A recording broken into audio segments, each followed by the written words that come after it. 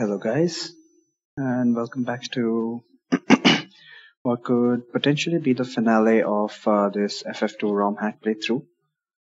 Let's see how it goes. Of course, we are at the end of the end game. Some sound, please. There you go. Right. So up until now,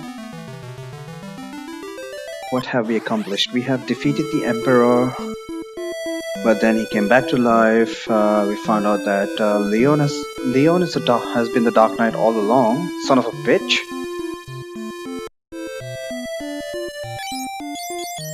And finally, we decided to call a truce.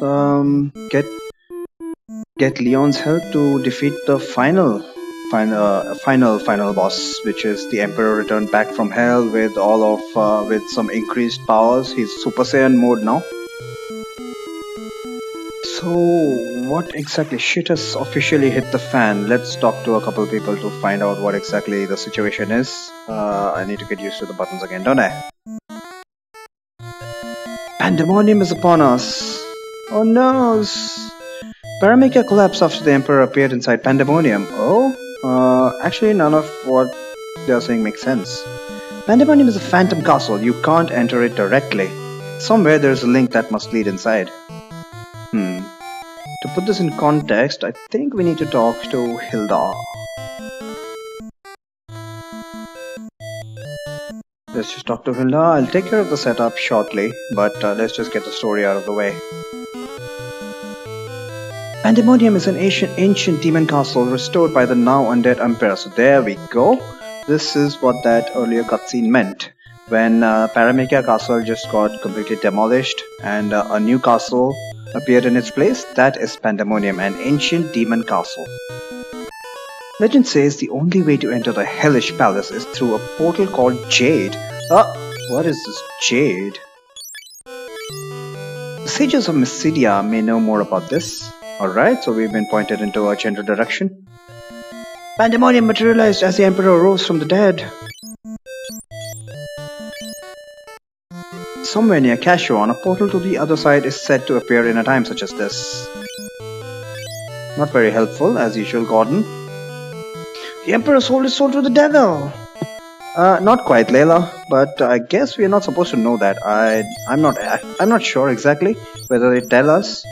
I guess the only indication, especially in a translation, in an English translation, I don't know what it is in Japanese, but I guess the only indication that we've got that the Emperor actually kind of took over hell and decided to return back to the plane of the living to exact his revenge. I guess the only indication is his own dialogue, that I have come from the bowels of hell to lay waste to this place, or something equivalent of that.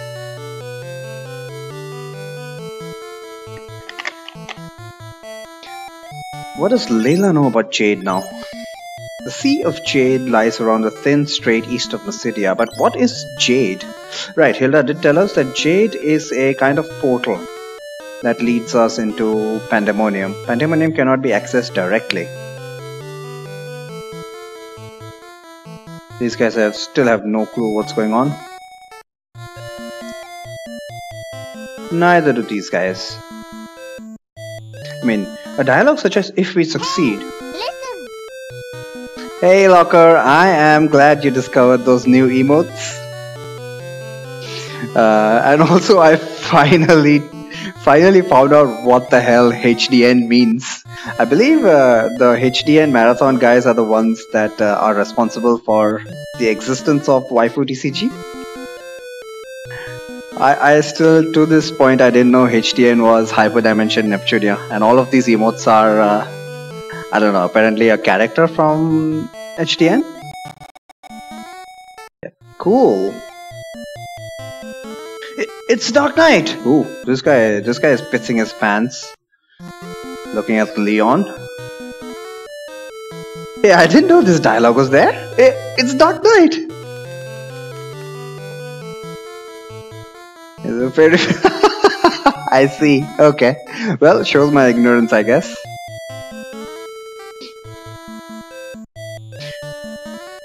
And seriously, when are you going to get an icon? My chat looks so horrible.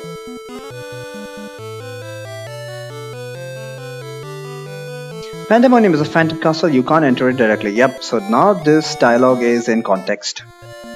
Somewhere there's a link that must lead inside. We've already discovered that. The computer that doesn't so many. Okay, I guess it's equivalent for you. You must destroy the Emperor. No, I'm not gonna do it. Don't tell me what to do, Dad. And what I'm supposed to get an icon? I don't know. I mean, just change your Twitch avatar. Or if you don't want to do that, send me an icon that I can set up for you in chat. Every time it displays your full name. And you're one of the regulars here, so I'd much prefer you to have an icon. Pandemonium is upon us, Tasba. Well, whatever. Your preference.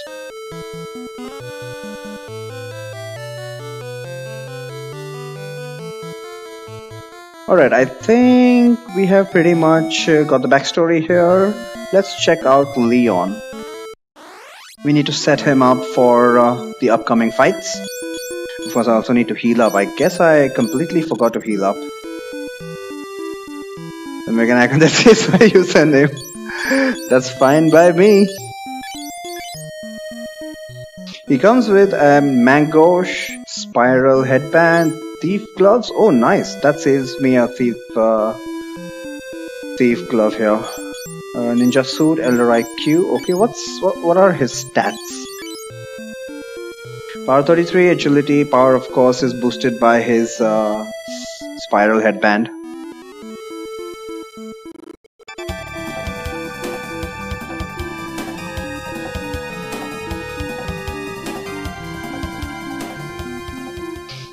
Hey, Shihali.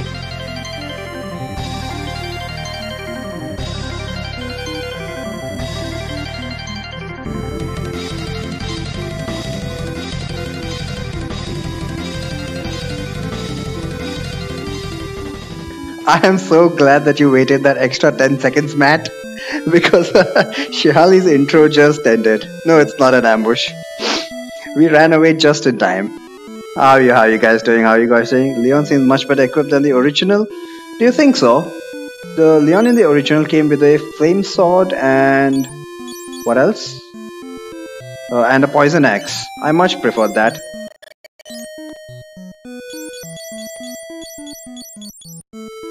But he does come with a mangosh, and it's pretty obvious that he is left-handed. Is he left-handed? I want to make sure. Looks like he is. White headband, black garb. Unfortunately, it's not as useful here as you would think. The black garb does not grant agility. The spiral headband, thankfully it is 0 weight. Actually, it's 0 weight even in the original. But the Thief's Gloves, definitely I'll take that. But it's not as if Thief's Glove is rare at this point or something. Plus look at his stats, even with all of his equipment. Evade of... Never mind, 99%. Yeah, okay, that seals the deal. He is far better equipped than in the original. That pretty much seals the deal. Evade level of 3, which is the same as vanilla game. He doesn't have that much intelligence, not so good vitality as usual. Awesome agility. Okay. I was wrong. His equipment still sucks, but look at that agility. Amazing agility. I mean, potentially I could dual wield, but dual wielding is bugged in the NES version, so there's just no reason for me to...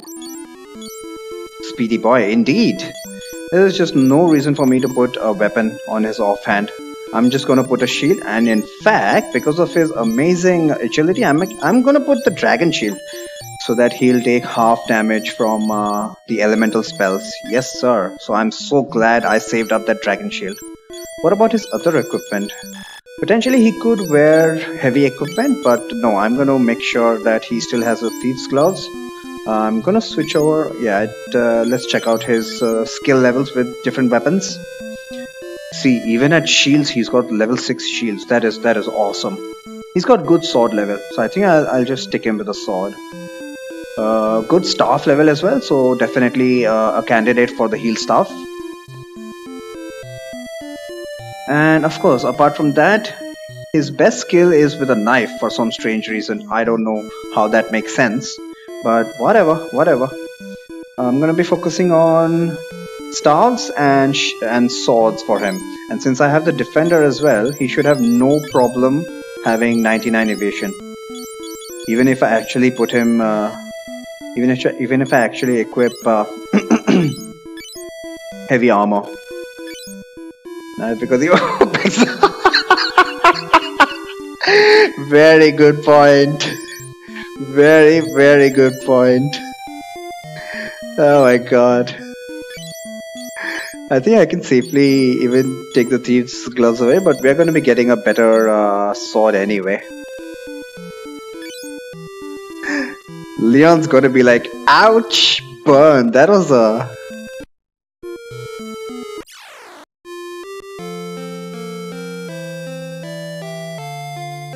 Let's heal up first and foremost.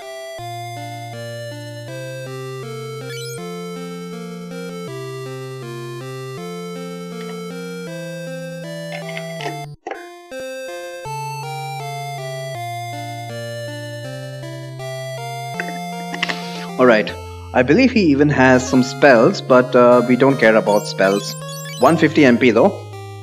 Haste at level 5 might come in handy. Not really. Alright, I've got half a mind to stick him with some spells, but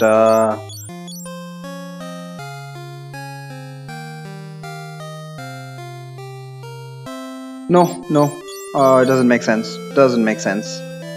Let's quickly check out everybody's equipment.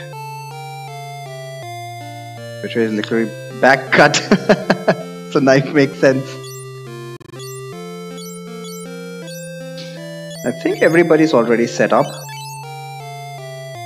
She doesn't have anything to wear on her head.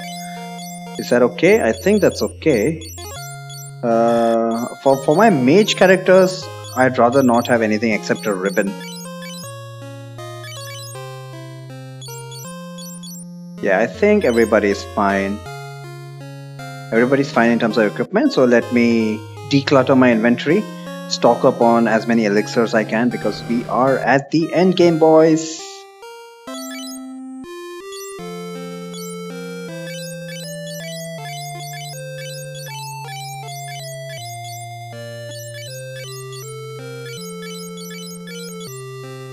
Ooh, Sun Sword. Hang on. Not this. Money isn't maxed. Why should I care about that? Well, it's halfway there at least. Sun Sword is better, right? It's hardly better. Whatever. I'm gonna have him on the Dragon Shield and Sun Sword. I'm gonna keep my defense. Made a fuss about it during. That was FF5. That was the first playthrough. For a game which I know inside out, I'm gonna not worry about those kind of things.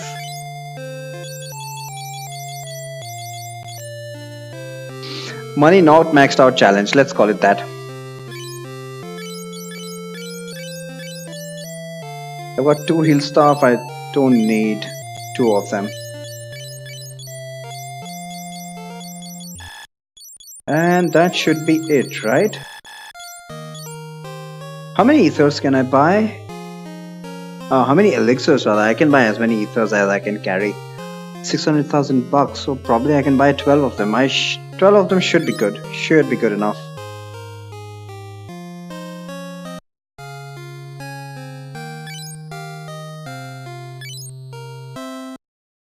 Not to mention I've got 2 ethers in my inventory already.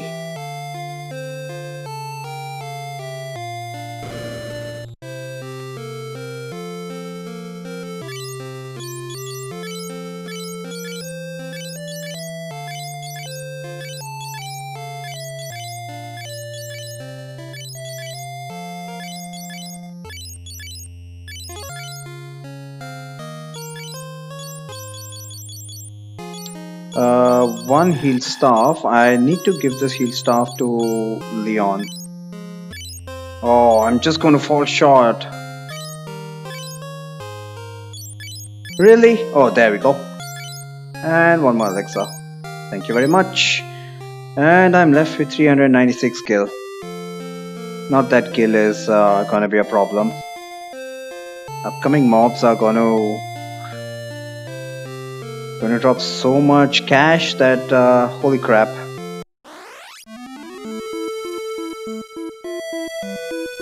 Alright, so we were told to ask how to deal with this situation. We were told to consult the mages of Mysidia, so that's what we're gonna do.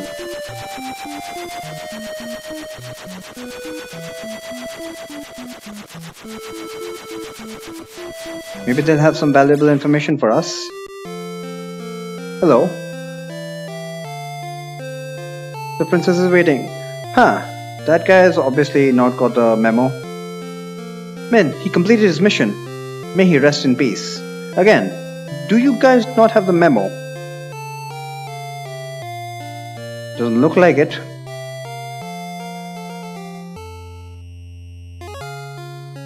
You never take the Emperor's power. Screw you.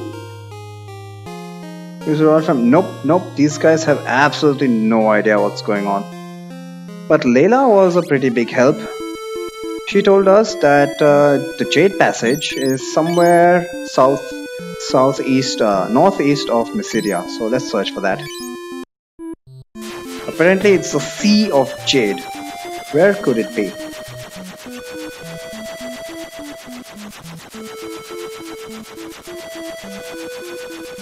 There it is. Now I'm really hyped for this final dungeon. I expect that the difficulty is going to... I mean, in vanilla game, this is undoubtedly... The population entered the Jade Passage is Cashuan.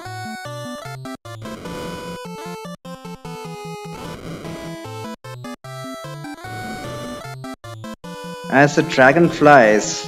Uh-oh, I have forgotten one very important thing. Might as well reset. Don't care about these guys. I did save right now. We completely forgot about Richard's death informing Elena. I guess she'll need to make new plans. I hate to be the bearer of bad news, but if I could land, please. Okay, sure. Well, yep.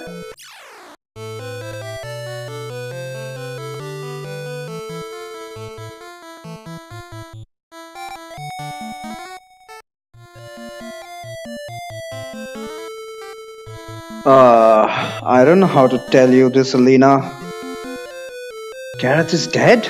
But his promise. Oh my god. Still, he was a dragoon. He had a greater duty to them. What do you mean, them? Is she not part of the dragoon clan? Wait, what? His clan would have been proud. Okay, this dialogue is kind of strange, but let's just jot it down to translation stuff. Yes, he indeed was a great dragoon. We will move on to another town and leave Dist. When his actual war is... probably.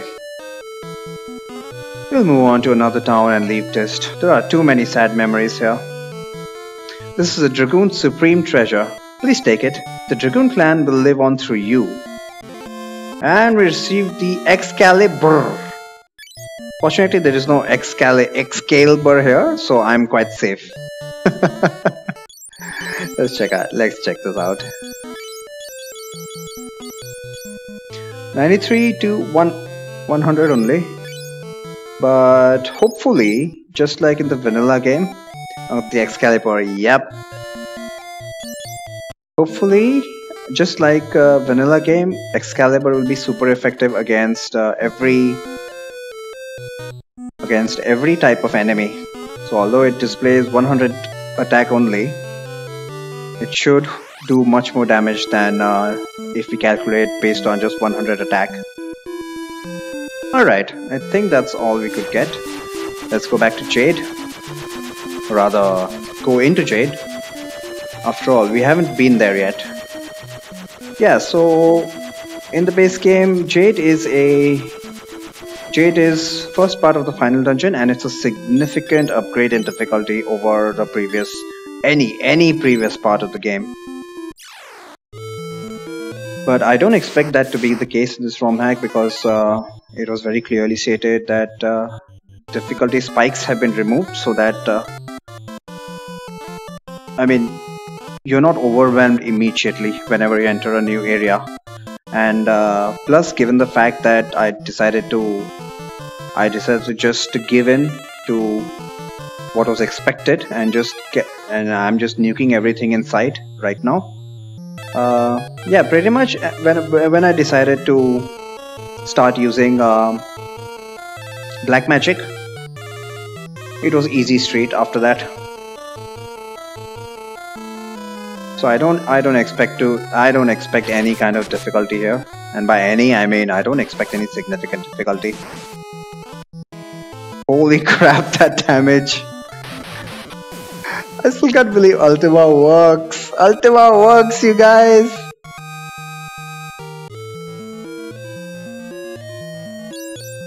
He has ethers, right? Yeah, everybody has ethers. And I really shouldn't care about MP from here on. 12 elixirs should be enough. So, looks like today is going to be a pretty short stream. If not, then it's going to be an extremely long stream. It might even spill over into another stream. You never know. If that's the case, then wow, I'm kind of looking forward to that. But yeah, I'm not gonna build up my hopes too high. I don't think there's going to be any kind of challenge. Yeah, I mean, we are still one-shotting these fools. We are still one-shotting anything that comes in our way.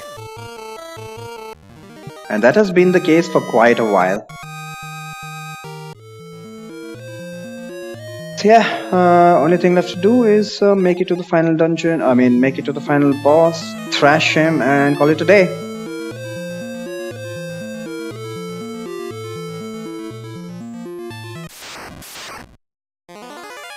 Nothing special to say really. The formula has been pretty same for like last 5 or 6 dungeons, which are arguably supposed to be the most difficult in the game. I think the only challenge here is going to be making sure that Leon survives. I mean, the dude has plenty of HP. He's gonna get his ass kicked on the first turn. As soon as I set up Blink on him, which is exactly what we did with Richard, he's gonna be pretty much invulnerable to physical attacks. He has enough HP to Ghost.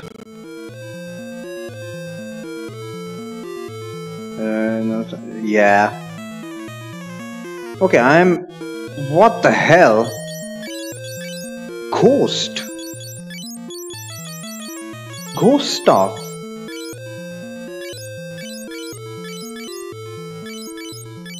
I'm so curious about this now. Let's check it out. Let's just check it out.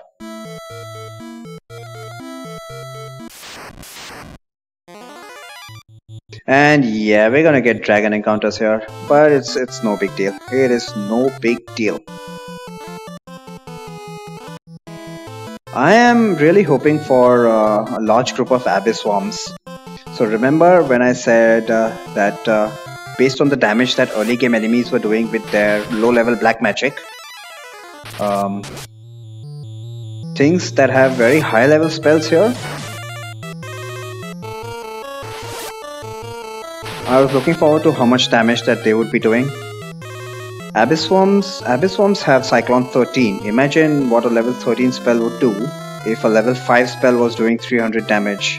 AoE, mind you. And somehow I did manage to one-shot this thing.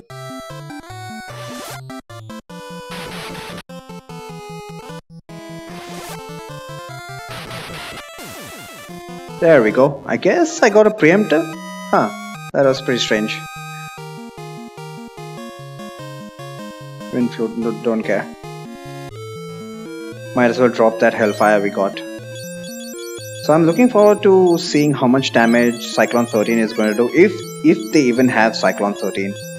Maybe they have a lower version of Cyclone simply because of how much the damage multiplier has been increased for pretty much every spell. Magic in general. Abyss Worms are a danger anyway. Let's just see how much more dangerous they are. Why am I getting these fools? You know what I'm gonna do? I'm gonna use swap strats. Obviously he has, the dragon has something like 10,000 HP. So if we've pretty much determined that swap works on these things.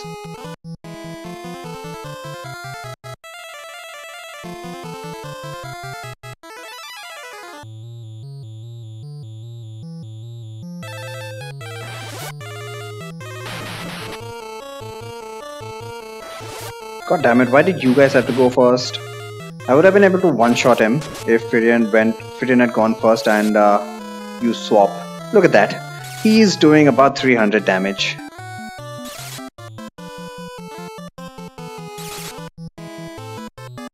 Wait, what? Why did that do so much damage on Leon? Yeah, so now the dragon has about 3000 HP and he'll go down this turn. So swap OP.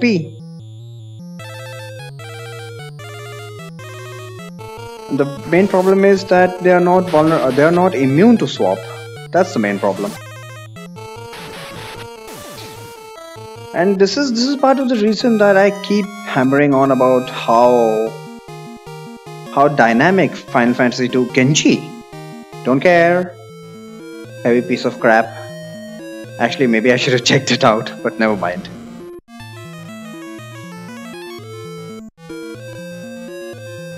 Is there something? No, there's not.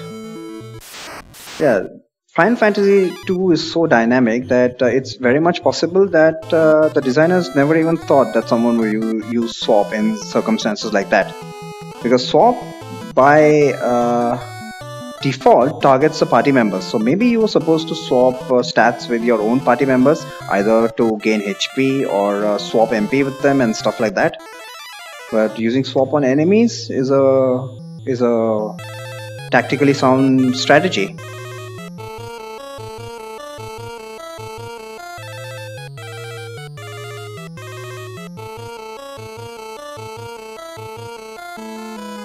Strike first. Oh my god, seriously? As if the game wasn't easy enough. So yeah, this is going to be a pretty short stream.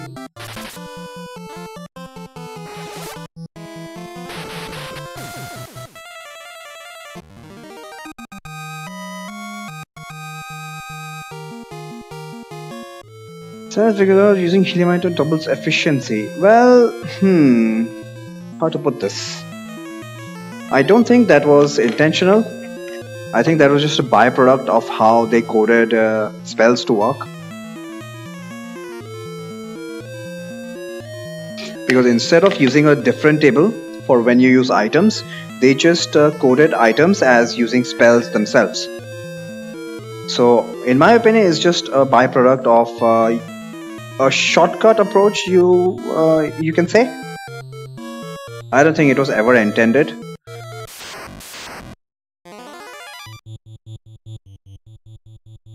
But it's also possible that it was something that was not tested.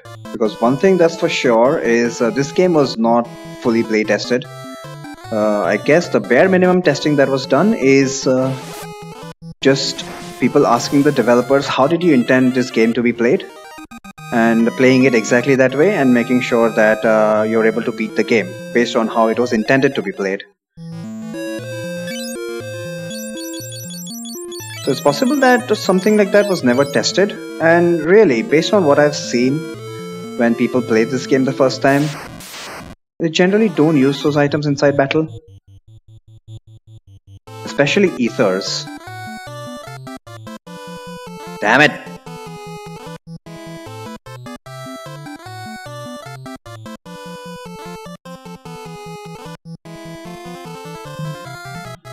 Another strike first, yeah.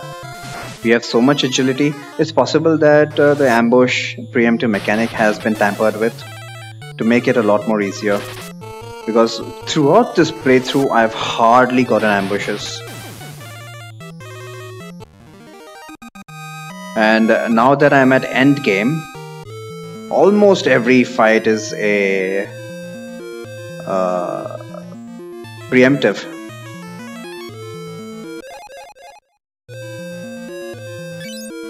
What's the feature was just been playtested? Yeah, I agree with that. I agree with that. I mean, seriously, figuring out what... Oh, Abyssome! Abyssome! Nice, nice, nice. This is my favorite monster.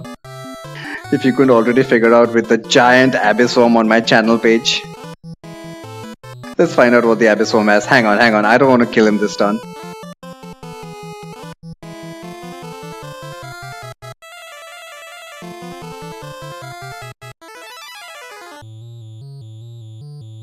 Don't tell me strike first. How do I stall this battle now? God damn it. Whatever. Hopefully I'll get into... Abyssomes are pretty common, so I'm unnecessarily getting excited about this.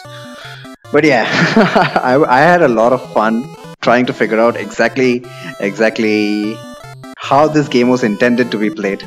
The way I started is that just first of all, this game came out in '89, right? And back in the day, you were expected to grind your ass out. So you start from there, and you then try to figure out how exactly did they... Wait, is he not dead? Oh my god!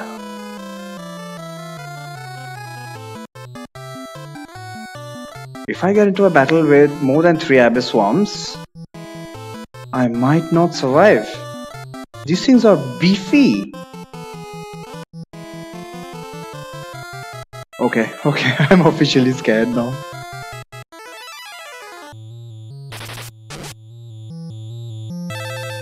Nah, I'm gonna get rid of that ghost stuff.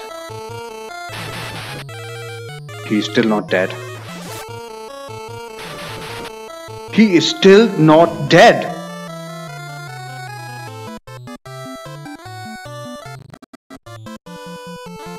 Well, the maximum which game supports. Well, technically it supports FFFF. And that's a lot. 65,000, I guess. Holy shit, man. Can I swap?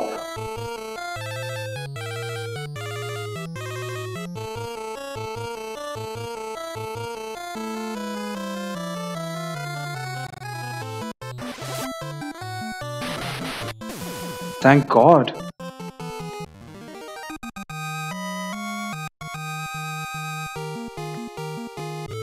I have no way of looking up how much HP he had. Yeah, that's gonna be shitty. Hang on. Do I have any status spells? Wow, that thing must have had 20,000 HP. Wow. I better find a weakness. Jesus.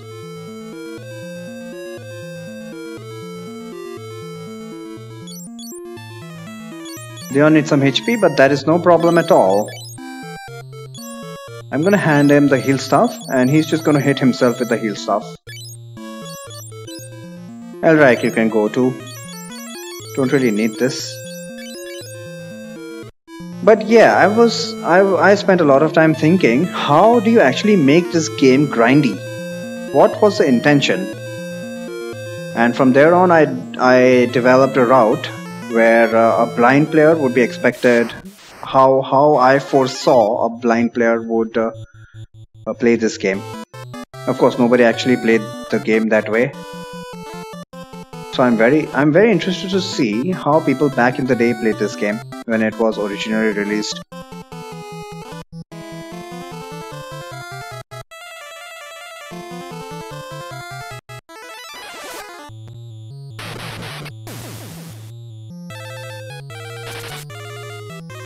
Six hits, 0 damage, and yeah, he got some HP.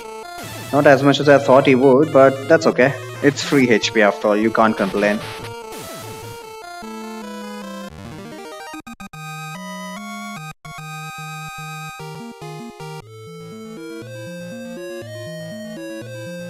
Catclaw.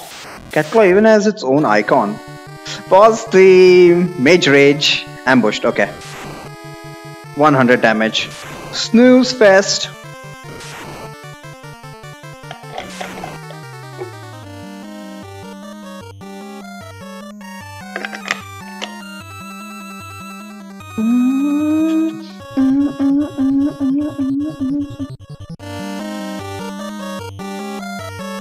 As always, just gonna go ahead and cheese. She has swap too. Yeah, I should probably use Maria's swap instead of Firian's.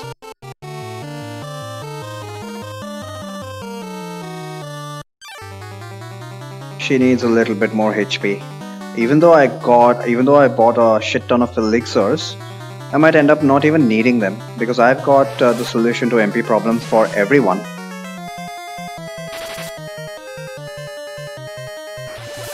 Yeah, that heal staff is what? Have I finally found a boss who is not susceptible to swap? That would be awesome. And the more damage he does to Maria, the more he seals his fate. Because once swap lands, he's dead in the water.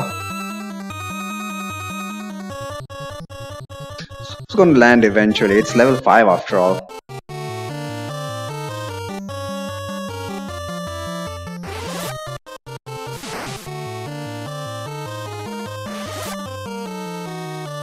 No? Is he actually immune to swap?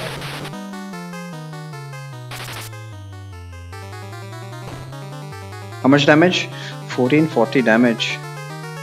Okay, I think I need a blink on Leon, otherwise he might die the next turn. Where is blink? You keep trying swap. No, not on Firion.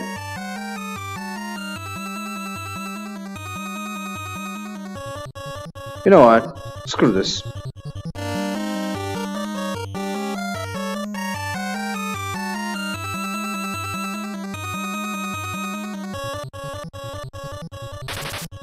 Oh shit, I just healed the dragon.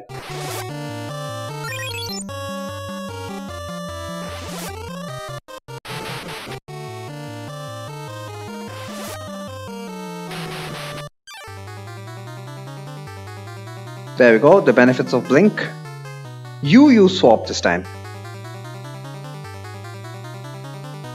Since Firion has a vastly superior spirit stat, or soul as it's called in this translation, his swap has a much higher chance to land, and if even Firion's swap doesn't land, then he's probably immune. And there we go. He got 137 MP. I'll just use swap. I'll just use Maria's swap on Firion. Hang on, Firion has a white robe, so his swap's never going to work on him. I'll have Firion use swap on Maria to give her some MP. Yeah, so playing around with swap like that, I'll never run it. 10,000 gil!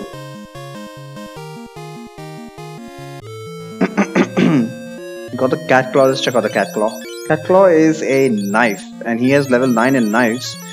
So I don't know how much damage it's gonna do, but physical damage doesn't really matter right now. I mean, dude was doing 200 damage with the freaking Excalibur. Whereas everybody else is in the 2000 to 3000s. Seriously, what a waste of time. I think I'm better. How many dragons are in this freaking place? Oh, thank praise the Lord, some ambushes.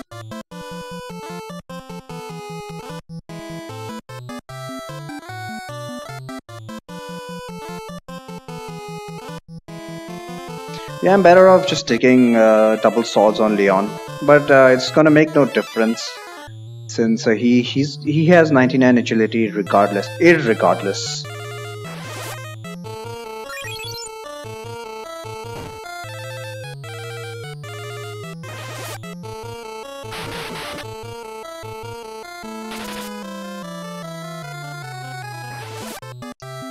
You just keep healing yourself up, Leon. Let's give Maria some MP.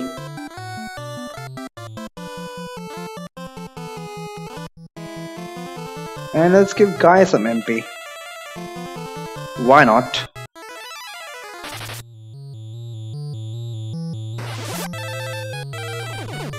I'm just trying to think of a strat for Abyss Worms.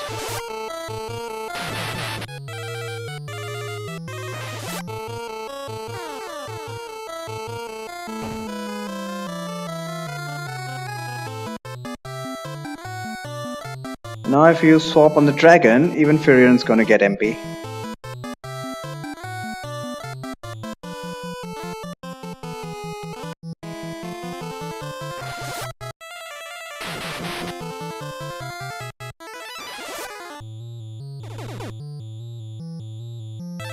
There we go.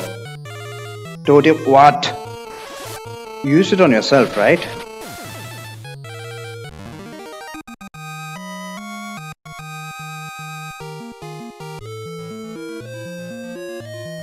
Why do I have the cat claw again? Yeah, I just want to check out the damage with the cat claw. Who knows, maybe they have different animation for it as well.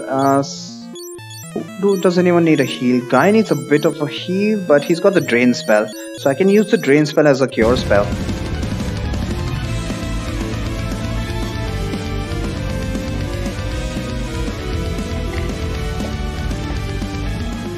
Hey, Puzzled. How do you like open score? What?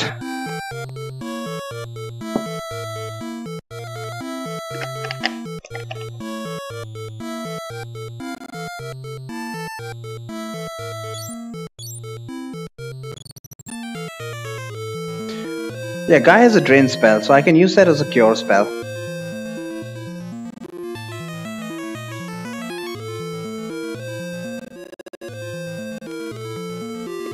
It's fallen in my pocket.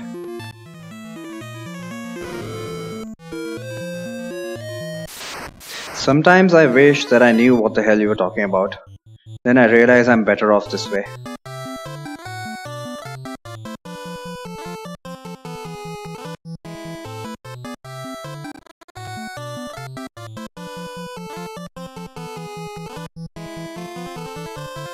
You get your HP back rather, and you just keep hitting yourself, I guess. Yeah, you got heal stuff. Yeah, Leon's just going to be a self-survival kit. Oh, never mind. Yeah, looks like this is going to be easy street, unless I wipe at the final boss. That's going to be a trip and a half, but I wouldn't mind that. I estimate that I'll make it there in like an hour. Ultimate. Yep, 1988 character restrictions for the win.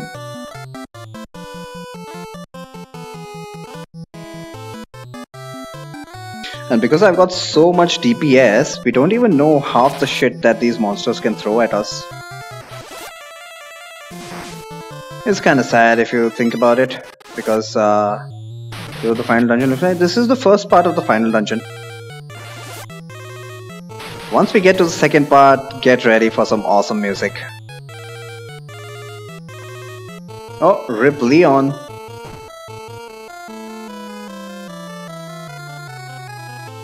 The great thing about Leon is that he has the HP to actually tank all these hits.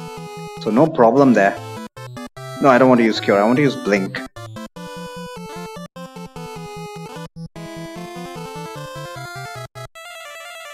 And guys, use Drain to recover some MP.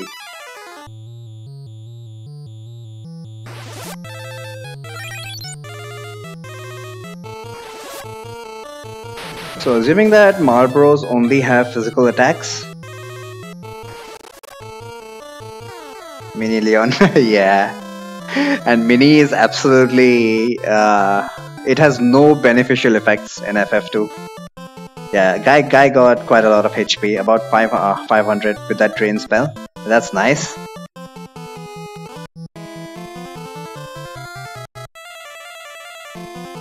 And let's just get rid of these guys.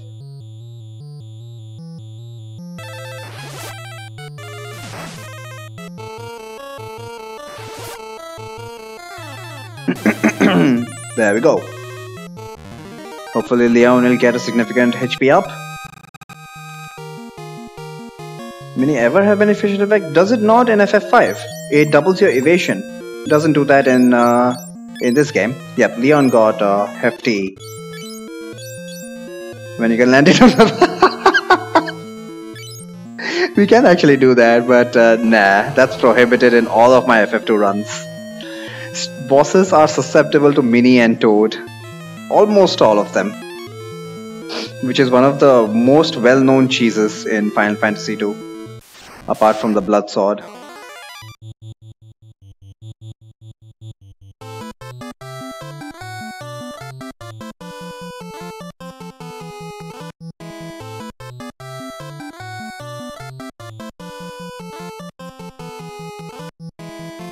I don't think I'm ever going to get... I don't think the Cat Claw is ever going to see the light of day. Those are more like cheese sword.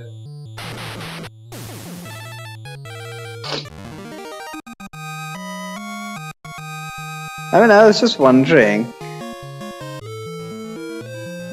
Just based on the stats alone, you would expect... It's potentially one of the biggest debated moves in Final Fantasy II. Because... time and again, I've seen blind players check the stats on the Blood Sword, and because they have a good grasp on the game and how trollish it can be, they just think that this is a completely useless weapon and throw it away. So I think it was indeed a debated move by the developers. Going by the stats alone, you would never think about using the Blood Sword. You need to actually have a very curious mind and try it out on different things to come to a conclusion, or just theorize about how it works, because it's definitely not going to do the damage as based on how much attack it's got. Boss music again. I did not know the King Behemoth had boss music.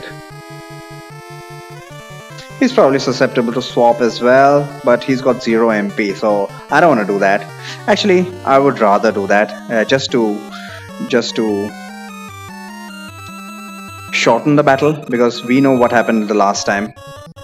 The last Behemoth fight took me a good 15 minutes. I should probably use Blink. Yeah, we don't want Leon getting thrashed for no reason. And let's see if Maria's swap can actually work ever.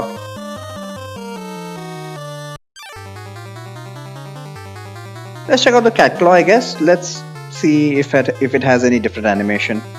Oh, strike first. What the hell? Getting preemptives on bosses. Oh, it actually worked. Behemoth actually had MP. Interesting. Nope. Did you see that animation? What the hell was that? It's almost as if the Cat Claw was a sword. Hang on. I need to see this again.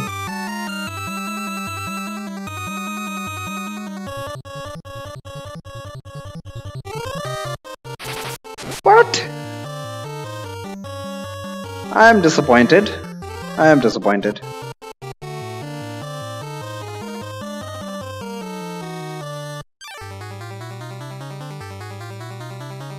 You stick with the heal staff. Really just no use attacking with you. Whatever.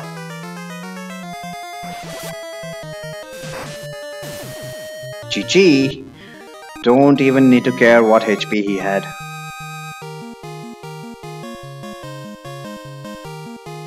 And we got the Rune Axe, which is promptly going into the dustbin. I don't even know why I'm holding on to this sun sword. In fact, I don't even know why I'm holding on to Excalibur and Defense Sword. Defense Sword at least has some use because it grants evasion. Not that Leon needs it. Alright, carrying on. But yeah, I was mentioning the amount of DPS I've got right now, which is pretty much trivializing all fights. I think what the designers of this Romhack expected was that battles would drag on for quite a bit of time, each and every battle, because they nerfed physical weapons so much. I guess they just expected.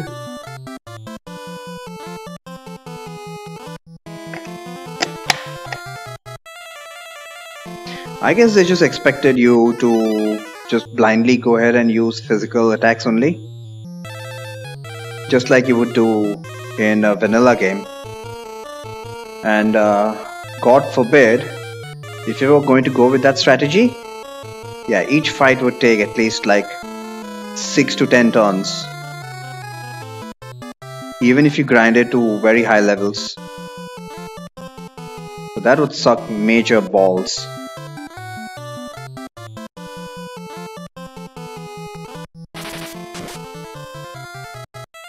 And I guess these monsters could prove threatening, especially the ones that had AoE spells, like those damn slimes.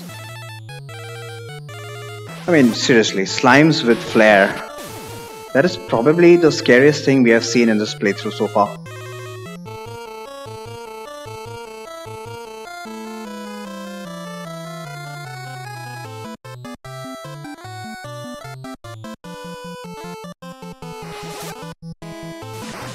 But I'm assuming that because I'm ending battles in 1 or 2 turns, the monsters just... Oh!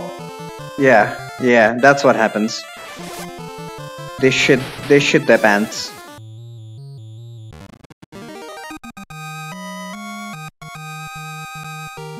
There's a random monster. Ultima, bring it on! I don't care if I'm tempting fate, bring it on. I'm looking for a challenge here. Slay, Rage, Fast and Holy. Finally we get the Holy spell. Should we check it out since I've already got Ultima and at a decent level? I'm wondering if I should go for Holy, but because of the Flare's damage is so awesome that really I want to try out Holy. We have Fast. Fast is kind of useless. Rage is always useful, but I don't like to use it. It just it makes things way too simple. And we got the death spell. Again, since I'm one-shotting stuff, I have no reason to use the death spell. Let's teach Firion Holy, and we'll find out how much damage Holy does at level 1. And let's compare that with Ultima level 5. And if it's reasonable, then I'll start grinding up Holy instead of Ultima.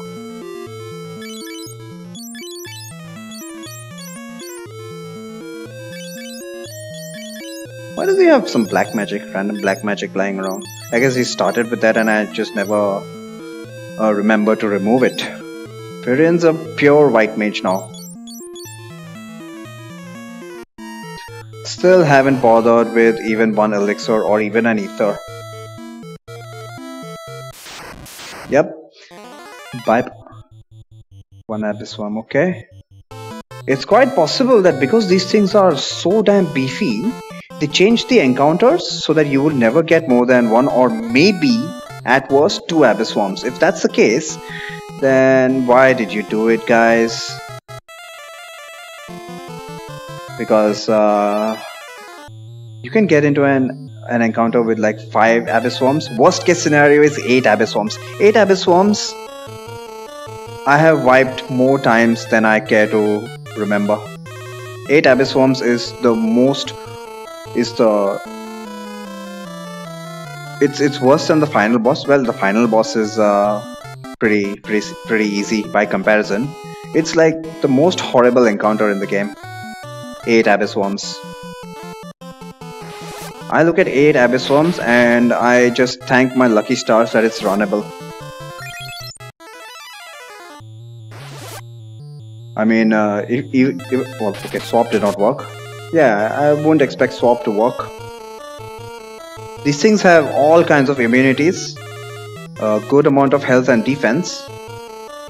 Max was fine. No, I've run into an 8 Abyss Worm formation and 8 is hell. Yeah. I don't care what kind of challenge I'm doing, I'm running from 8 Abyss Worm formation. Sops. Doesn't look like Sop's gonna go, but I'm gonna try Sop with Furion because he's got a much better chance of landing. So, damn it! So it's quite possible that they changed the encounter table so that you only get 1 Abyss Worm. Plus the Abyss Worm seems like it's a very rare formation here. I mean, I'm already on the 2nd floor and this is only the 2nd Abyss Worm I've run into. Kinda disappointed in that, but okay. Because I kept trying for instant death. They actually absorb death. Okay, instant death, you mean the matter elemental spells. But yeah, it was what? Oh, swap worked! Ha! Huh. Okay, they have nerfed Abyss Worms. Ah, that sucks. I mean, now I'm no more scared. I'm not scared anymore. If they are not immune to swap, then who cares how much HP they have? Nobody cares how much HP they have.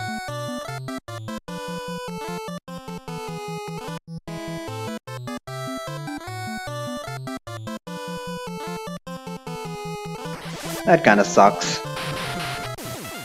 But yeah, in the base game, Abyss Worms are pretty much immune to everything. Not immune to matter, which I don't know if it's an oversight or if it was intentional. Because matter spells have some of the lowest accuracy in the game, so it's possible that the designers intended that only the most dedicated people who are willing to grind instant death spells up to a decent level would actually discover that anything and their mothers are weak to matter elemental spells.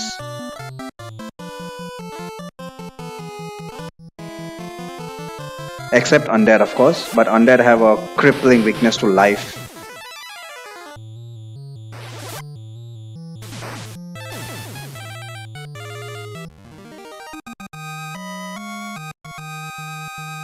So I'm likely to believe... Oh, damn it.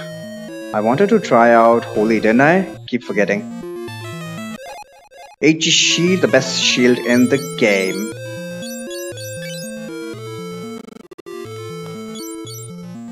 And the Meta Elemental just physics. So in FF2, although we refer to it as Matter Elemental, there is no official name for it. And the Holy Lance, I don't care about these weapons. We only refer to it as Matter Elemental because the best guide... Yeah, D&D Transmutation Magic, but broader. Okay, is it actually kind of related to what exactly is going on? Because I thought we just refer it to Matter because the best guide available for FF2 refers to it as Matter Elemental.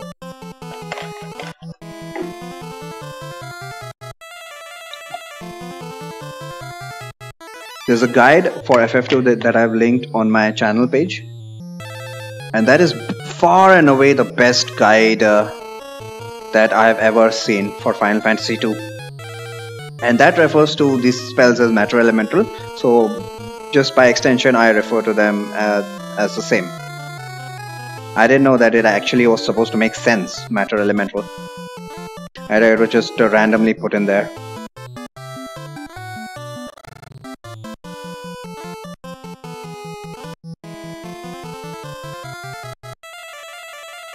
I mean, there's sort of a coherent theme. Transmutation, I guess, but I mean, one spell turns you into a frog, one spell turns you into a midget, and remaining 2 spells simply teleport you out of the fight. Or maybe throw you into a separate dimension. I don't really see a theme there. Is it like time and space magic?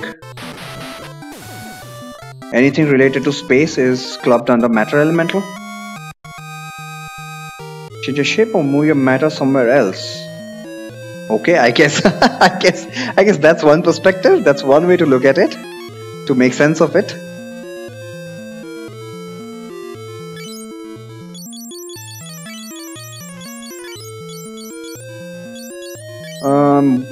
Considering giving the dragon armor to Leon, seeing as how the dragon armor, I mean the dragon shield didn't do shit. And magically out of the matter your body is made of. Cannot argue with those statements.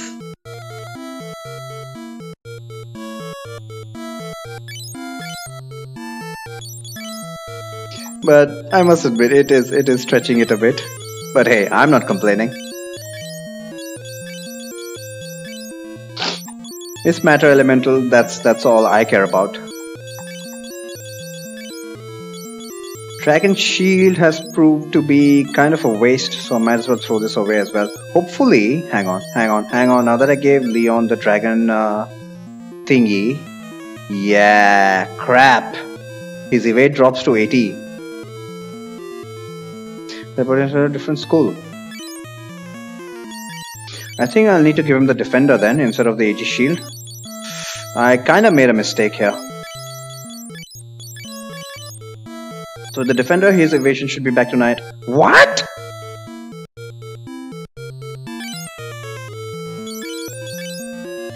Is the dragon armor that heavy?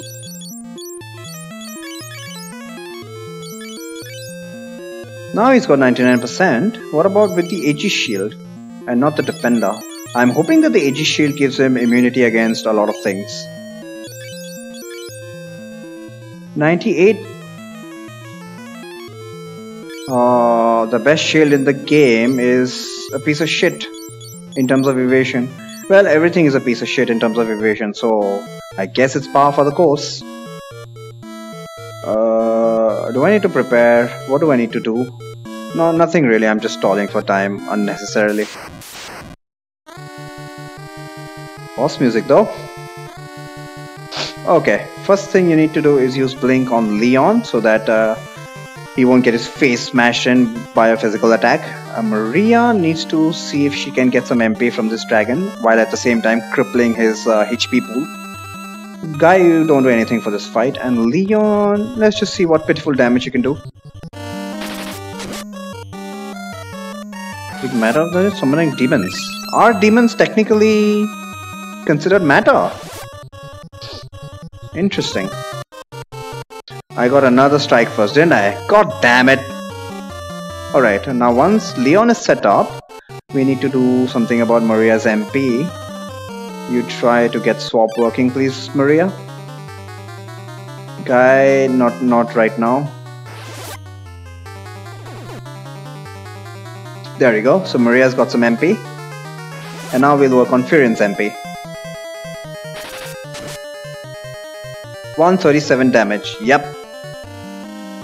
That's the Excalibur, the second best sword in the game. And second best sword generally means the second best weapon as well. Although you never know. You never know here.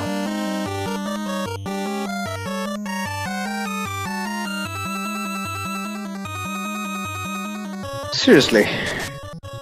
What kind of a damage is this?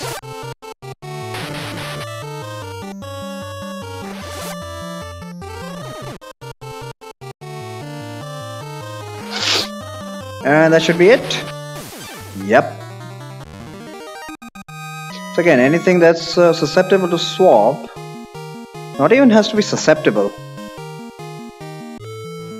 Now Furion's has such good stats. Look at his soul. A9. Oh crap. Soul actually went over 99. So he's got 109 soul. So for any single target spells, he will have 100% accuracy, irregardless of what accuracy the spell itself has. A9, I know, right? And we got the Yoichi's bow. Yoichi's bow is the best bow in the game and it's solidly powerful. And it also has a side effect of casting Berserk 3 multi-target. We don't care about that. Okay, yeah, once again we only get 1 Abyss Worms with 3 Marlboros. As always, set up Blink on Leon, or Blink Battleship.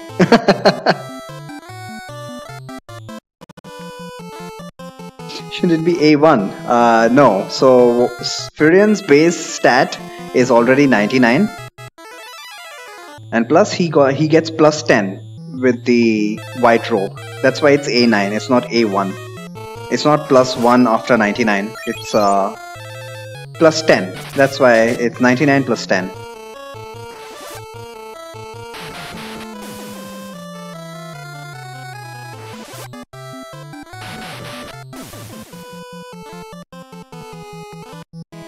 And doesn't look like Abyss Worm actually has any spells. Strangely. I mean, that's kind of disappointing. That's very disappointing actually. If the Abyss Worm doesn't have its signature Cyclone 13.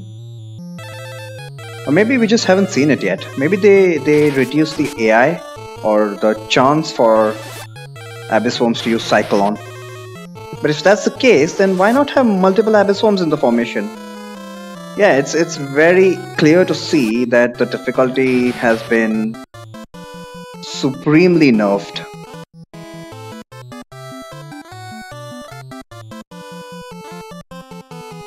A shame, I must admit.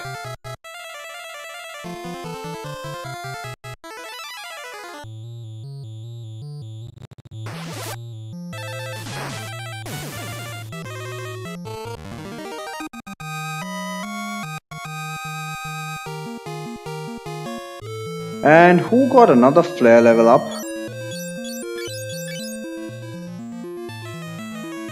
Oh my god, she's got flare at 9. Are you kidding me?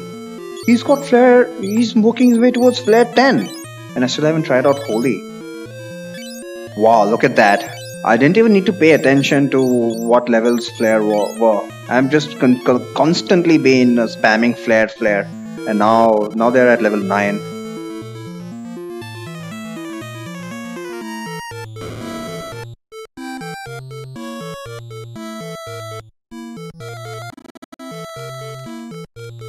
They implemented that. Yeah, looks like it. The gate to hell lies beyond this path. So, if it wasn't already clear after 4 freaking floors, it's made clear by that, I don't know, placard that we are in the passage to hell.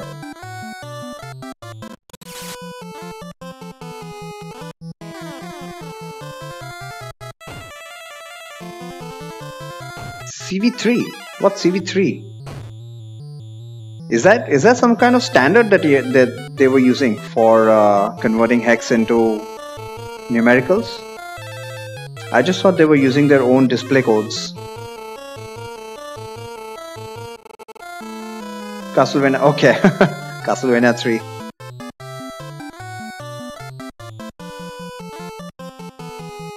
So yeah, these guys are fuckers kind of. They stole almost all of Maria's MP. Multi-target damage. Look at that. I need to test out Holy. I need to keep remembering. I can't believe this. Multi-target damage does more than single target physical hits. Are we really playing Final Fantasy 2? Of course, if they don't die this turn, I'm gonna be in a world of hurt. There we go. So now we got the tools for crowd control as well. Everybody's flare and Ultima is at supremely high levels.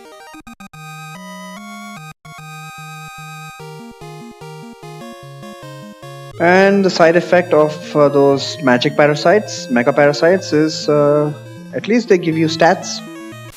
Either they drain so much HP that you get a HP up. Oh, just the encounter I was looking for.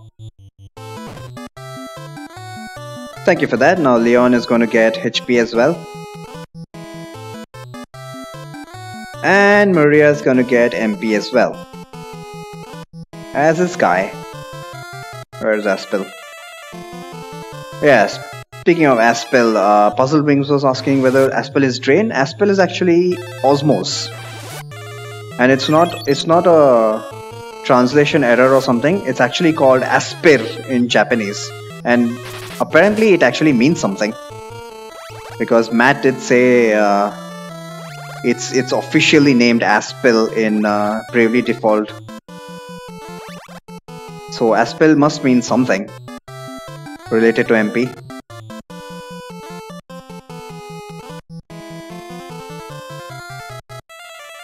Oh, do not want to do that. Actually, yeah, let's just go ahead and swap with Maria. No. Actually, dragon fights are unrunnable, so we are okay with this. I'm just stalling for a bit here.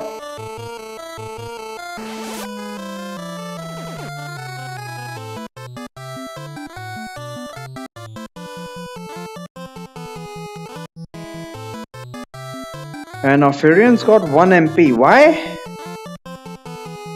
Oh, I kind of screwed this up. Well, okay, I've got Ethers here. Finally, Ethers see their use. Yeah, just finish the dragon off. No, let's not finish the dragon off. I need to use swap on him. I don't care to whittle down his HP.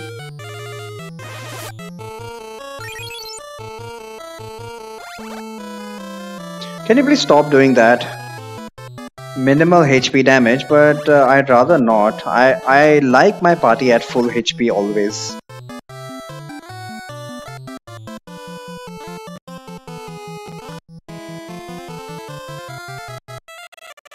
So first turn, swap, and once he gets to one-shot range, we'll just one-shot him. And I think what I'll do with Leon is hand him the heal staff, so that over a period of time he'll recover everyone back to full HP.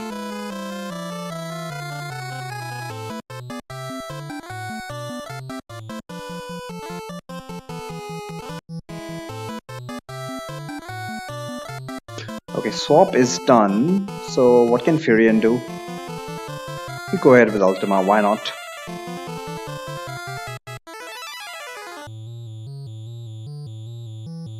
Leon has a heal staff? No, he does not. I don't care for the Excalibur, to be honest. And will you get some HP? I think you're on the road to get some HP, right? You just hit Guy for some HP. So looks like at these HP values we are more than comfortable for endgame. I mean, we've been more than comfortable for quite a while now.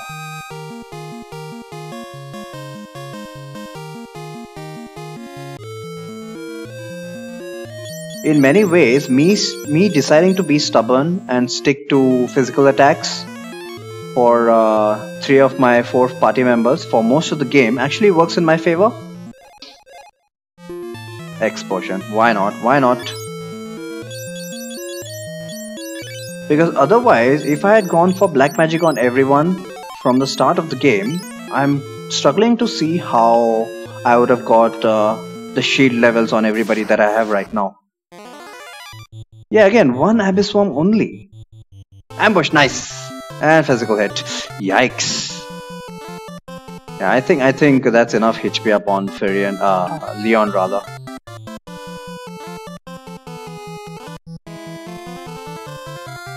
What should I do here?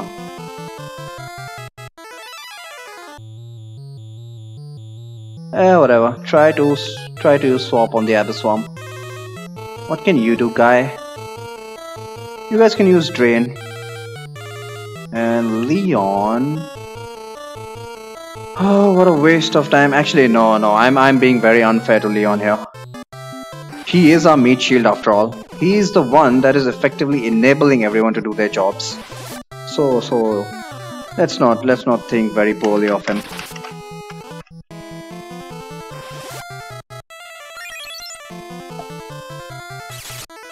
Oh, there we go. Seriously? Tornado 4. Tornado freaking 4.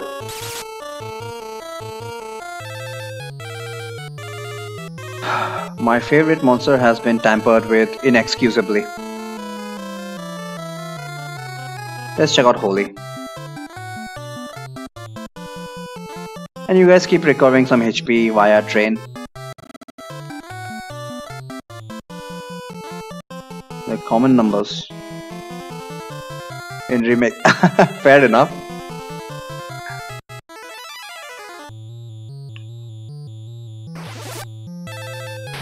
But not when I am playing though. Holy 1241.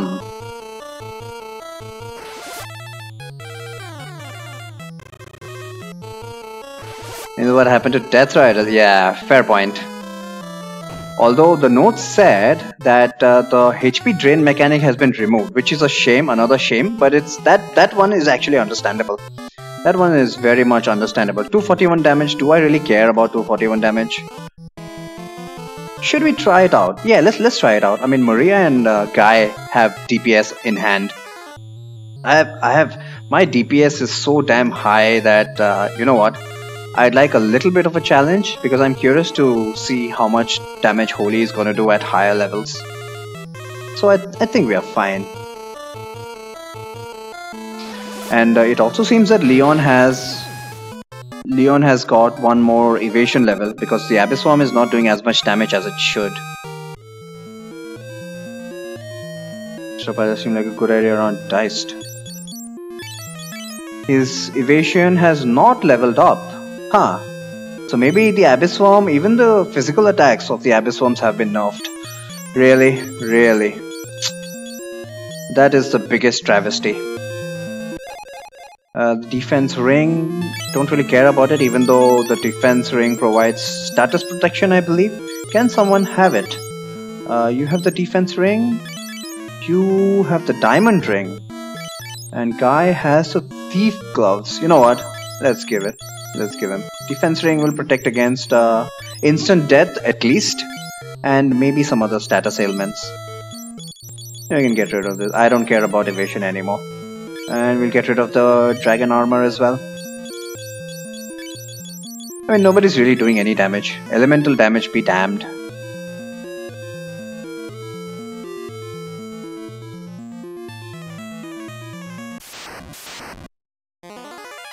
Ooh, we got the Pit Fiend. Nah, we actually have already seen the Pit Fiend. He is non-threatening. Marlboro, on the other hand, he's always an interesting monster. Yikes! 1000 damage on Leon. Well, good for HP ups, good for HP ups. And this is what I was talking about. Leon has so much HP at base. That's one thing which I really admire about this Romhack. Leon has so much HP at base that I was just immediately able to stick him in the front row and not worry about him dying, even in an ambush attack. He is beefy enough that he can take 3 hits. He can take hits like a champ, and once I've got blink on him, we no longer have to worry about physical attacks. Yeah, look at that. And it's good for HP up, so he's gonna get even more HP up. Although to be honest, even if he did not have enough HP to survive, I could have always used life strats. She hardly had a name for it. What is it? The undead wall. Was it? Undead front wall. You always keep your back row safe by constantly bringing the guy in the front back to life. What was I doing here? Holy. Yeah, I need to move Holy up. Undead wall. Got it from Surume. That's a good name. That's a good name for a good strat.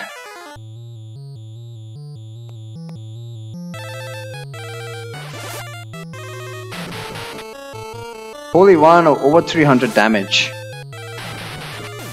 Now Ultima at 5 is doing about 2000 damage, and if Holy... Oh, how adorable is that? Yep, Leon got a HP up. And he doesn't really need to be cured. Actually, he does. If I get into another... You know what, I'm going to risk it. Screw that. I don't want to waste time in menus curing up people unnecessarily.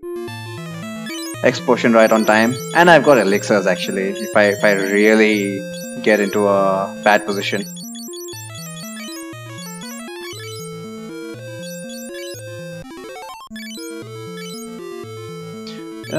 Should I even get rid of the Yoichi's bow, I wonder?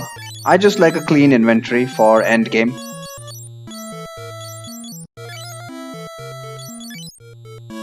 Look at how organized this is. I like this.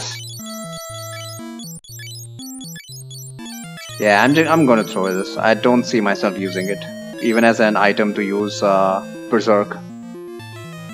Dude's got the heal rod, right? Yeah, so progressively he's gonna keep healing himself, no problem whatsoever. Especially since we are getting so many either neutral starts or preemptive starts. Again, only one Abyss Swarm. This is turning out to be... He's gonna die. Okay. Okay. If the Abyss Swarm would have attacked Leon physically, he would have died. And I would have been screwed. I think I should heal up Leon.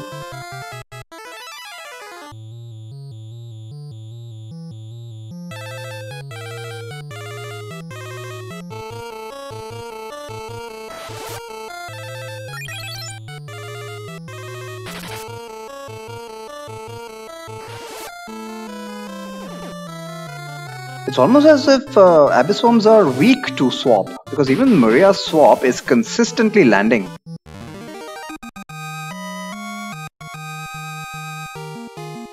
These things have legendary magic defense. So yeah, I think that's a safe conclusion. You know what that means? Even if I ran into a whole bunch of Abyss Swarms, I can actually multi-target swap, really. I was just talking about getting a lot of preemptives and neutral starts, and now I'm starting to get ambushes. Whatever, doesn't really matter. It's not as if even an ambush is a challenge. Yeah, let's look at this. Swap is going to hit the Abyss Swarm. And meanwhile, let's have Guy finish off the Salamander.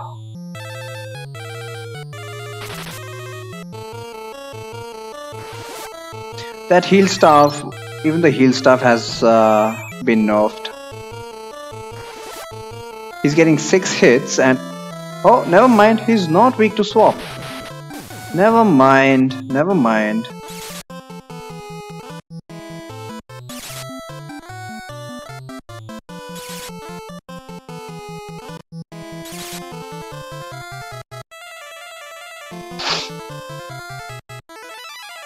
Which means I need Fury and Swap for that extra power.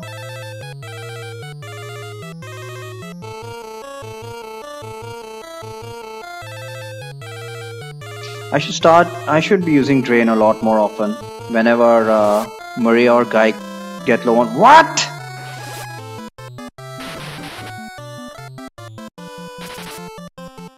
If every time I say something it's going to be refuted, then maybe I should start saying some stuff. Well, this game is getting way too easy.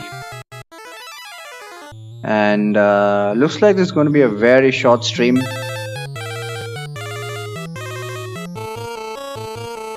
What else? What else?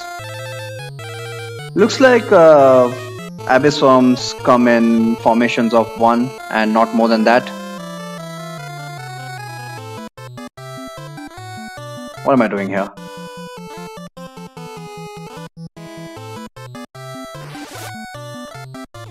There we go.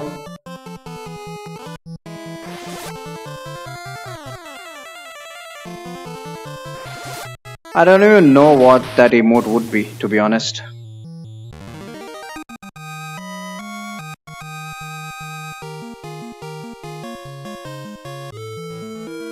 Leon got a little dumber.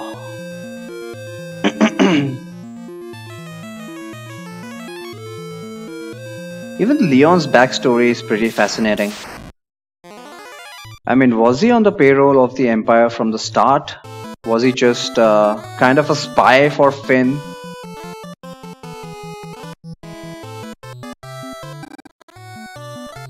Or is the bomb exploding? That would need to be an animated emote. That's not a bad idea.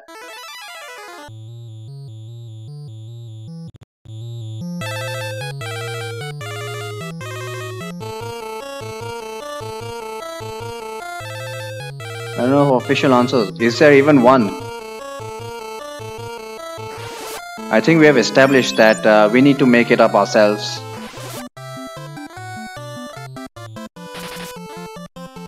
Missed? Alright, I used blink on him. So there we go. After using blink on Leon, he had so much evasion that he couldn't hit himself. Yep, that's the thing.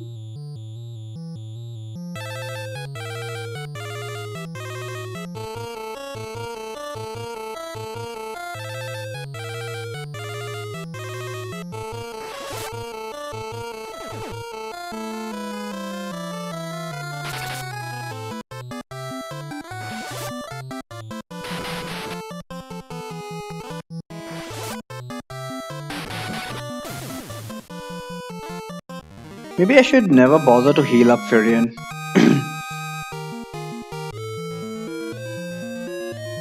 And we are finally being teleported to the final dungeon, Pandemonium. Enjoy the music. I'll just be right back.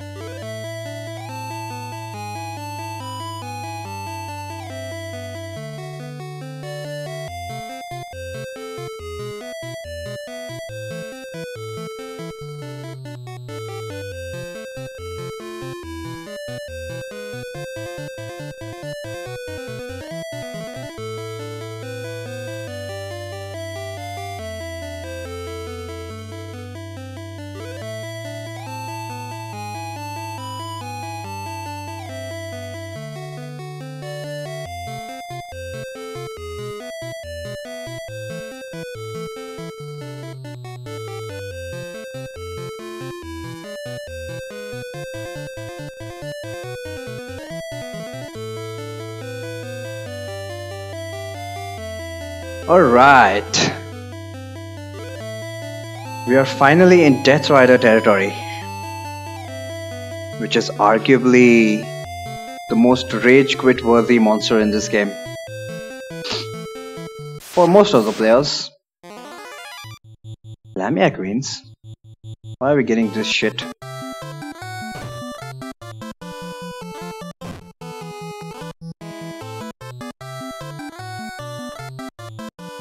Surprisingly, I never found this area to be as difficult as Jade Passage. I guess because the monsters in Jade Passage are so damn difficult that you get so good stats. It seems like Core Pass actually take a few more than Death Riders. Yeah, but they are relatively rare. Of course, when you do get them, you get them in formations of like what, 6? Along with the Lamia Queen, plus it's unrunnable, so goodbye. But especially the remakes, the Death Riders are just brutal.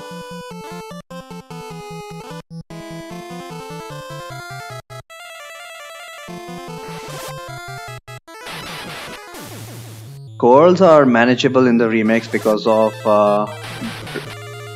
because the magic defense bug no longer exists. But yeah, I can understand that.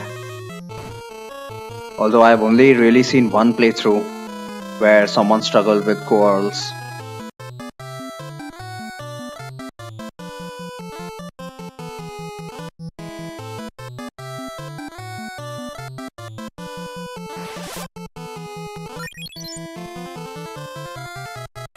But I just never found this. I never found Pandemonium to be as difficult as Jade Passageway, probably because of abyss worms.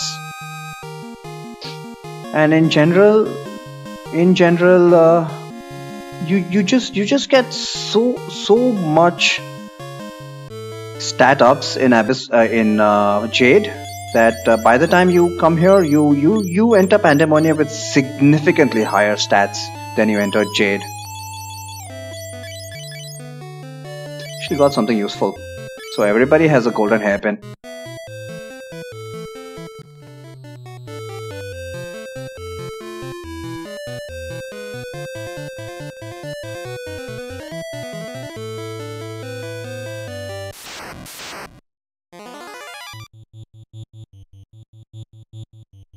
Pretty nice formation here.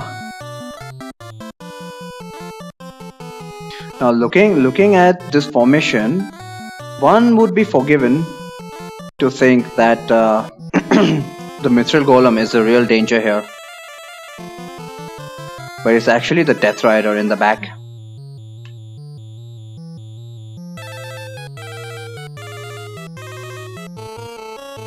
So remember, kids, whenever you encounter this formation, take out the Death Rider first. Not like what I am doing, of course. But in my randomizer run, the Death Riders had Meteor. So I'm kind of stalling here just to find out what they have. This is another debated move by the programmers, I must say. They kept the Mithril Golem in the front row because not only would you target him automatically, but he also has incredibly high defense. So you take a lot of time to kill him. Compared to him, the Death Rider is relatively low in defense, relatively squishier. So while you're wasting time on the Mithril Golem, the Death Rider would slowly roast you alive.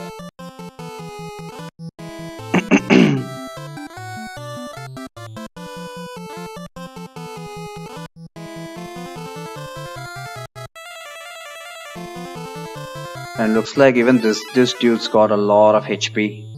I'm going to assume that I can't use swap on him, but maybe I should give it a shot. Leon needs some HP.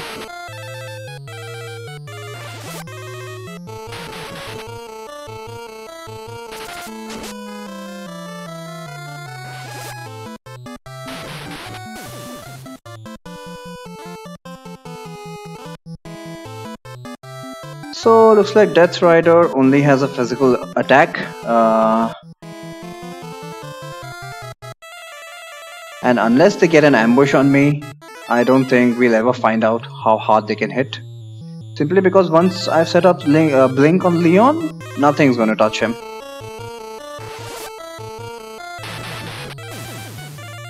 Dude doesn't even have a lot of HP.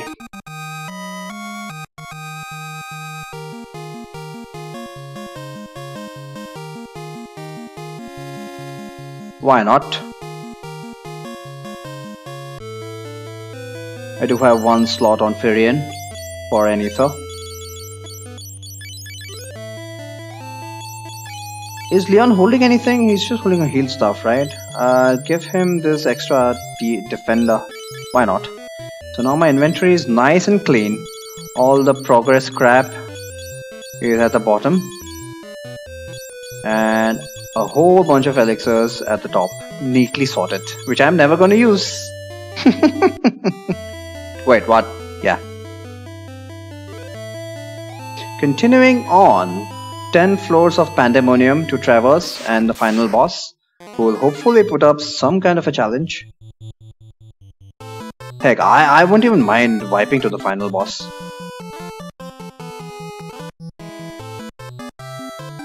No, we need to use Blink on Leon first.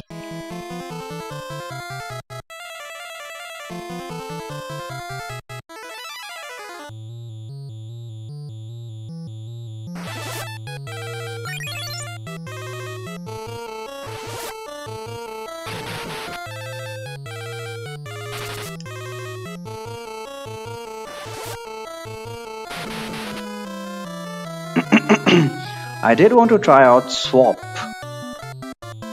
Let's give that a try. And most probably it's not going to work.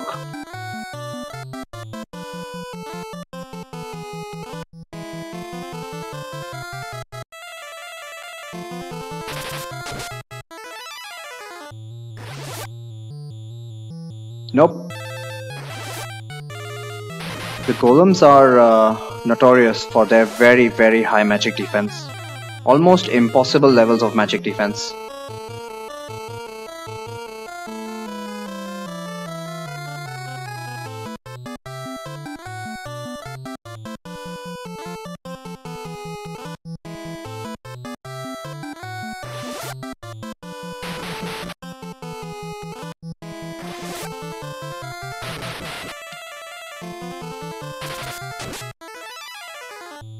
I believe...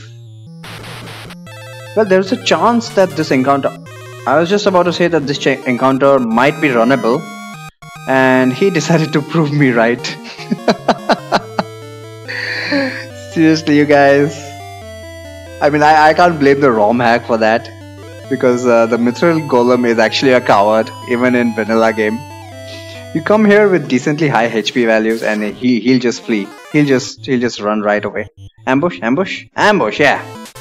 Death Rider fled. Death Rider, okay, he hit Leon for 2000 damage, what?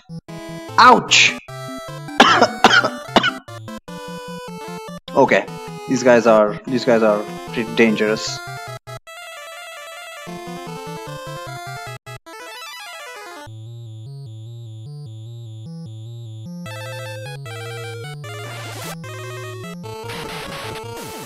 But in one-shot territory. I mean, yeah, sadly.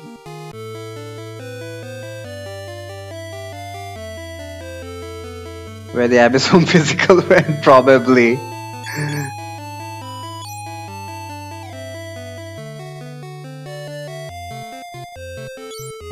What did I want to do here?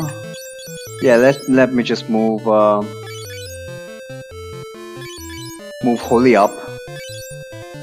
I don't know if I'm going to use Ultima, but yeah, I just want to find out how much damage Holy is going to do. Ultima, even at level 6, is doing very good damage, so I don't really care if it doesn't level up. Does anybody need any MP?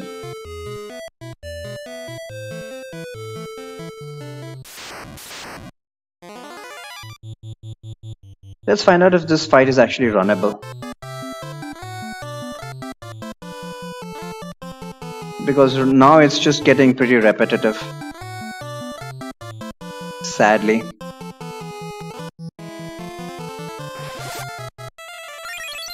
Okay, looks like this fight is unrunnable.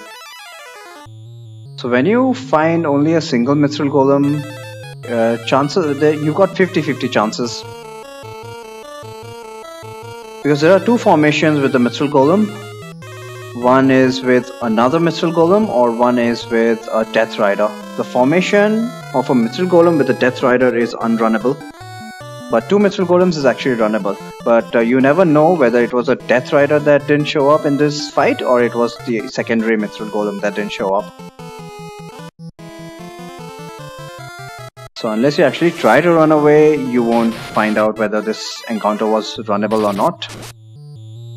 And Leon with 99% evasion couldn't run away. So that's pretty much a guarantee that this fight is unrunnable.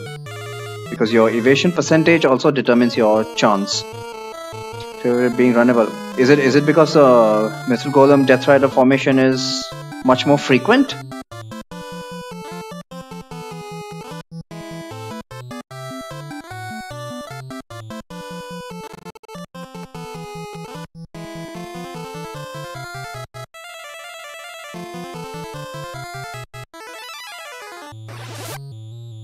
Zero to 2 Death Riders, I see.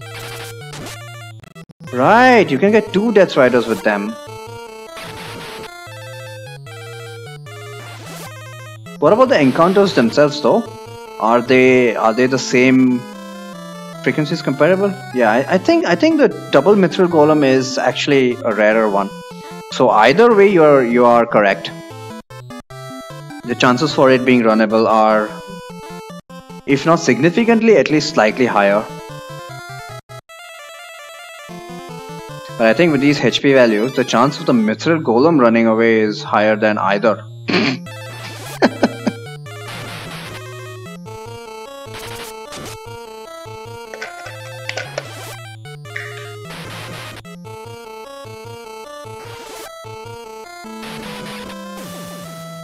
Thank you, that took a while.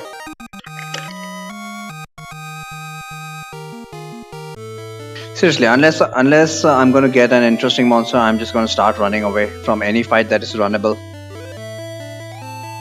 This is getting way too repetitive.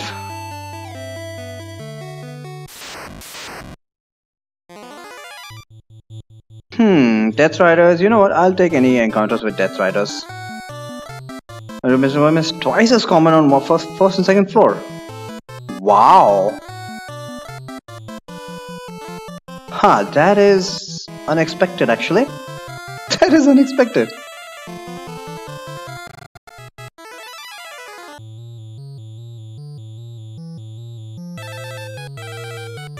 So you find out stuff about this game every time.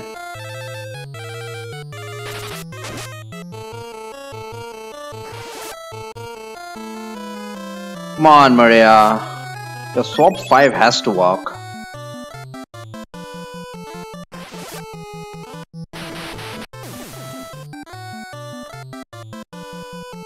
And do something about the MP situation for Maria.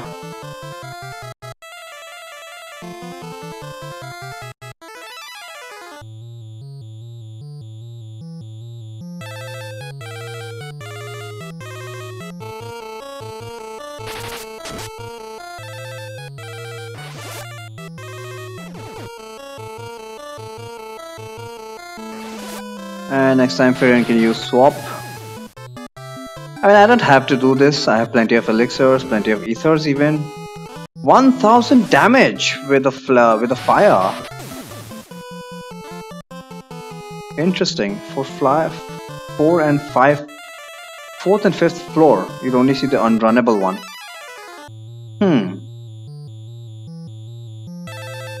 I think that's very important information for a speed run. I need to keep that in mind. What am I doing here? Might as well use swap. Why not?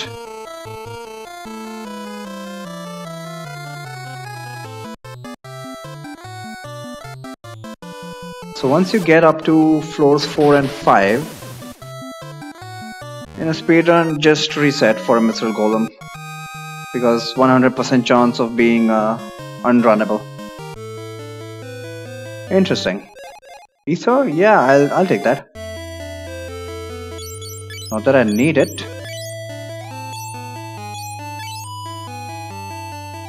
Might as well use it.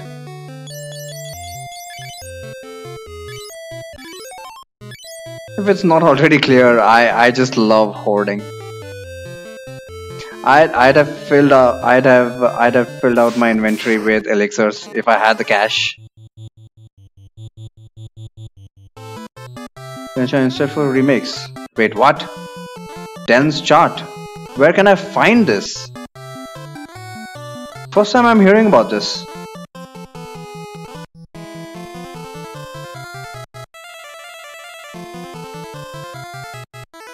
I think these things do have MP. Let me swap with the Lamia Queen. And you can swap with Lamia. You'll try the honor for PSP speedrun. He did? God damn it, that's the first time hearing about it.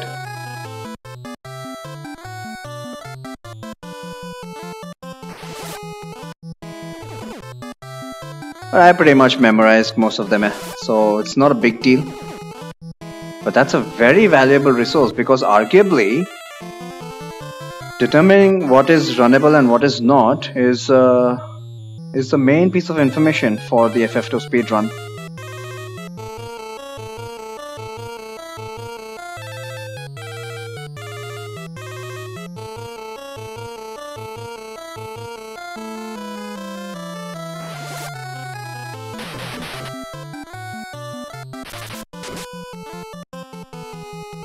Oh, Leon actually doing good damage? When did that happen?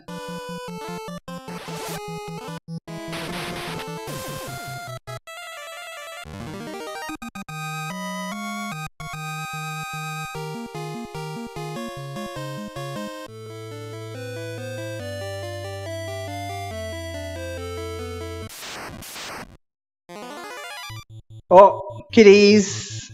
No ambush.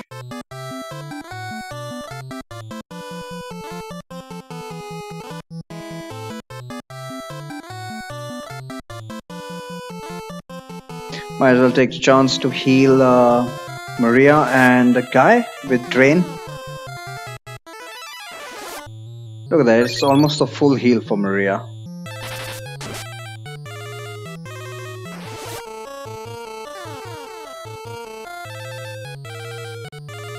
Not quite a full heal for Guy.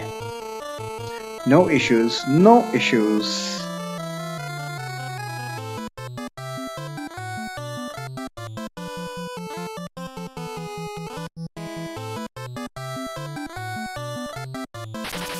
I'm just stalling here until everybody's at max HP, because why not?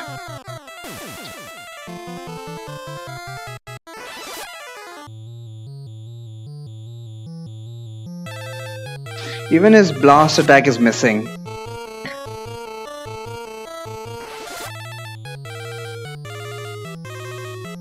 Yeah, monsters have been very heavily nerfed.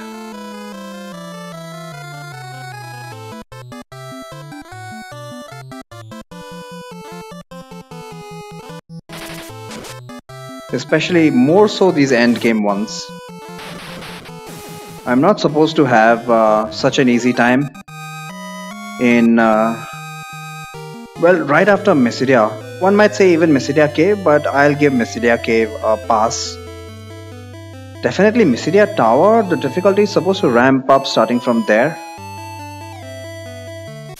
And nope. Haven't had any trouble whatsoever, even using this kind of a strat. Where I'm just nuking everything from the back row. Really, there's no justification for the game being this easy. But hey, at least this is player friendly, unlike unlike the vanilla game. Let's see if AoE is gonna work. Holy is way too low level. Let me use Ultima for this. Unfortunately, this is an unrunnable battle, so I need to... I can't run away from this. Well, obviously. That's what unrunnable means, you know.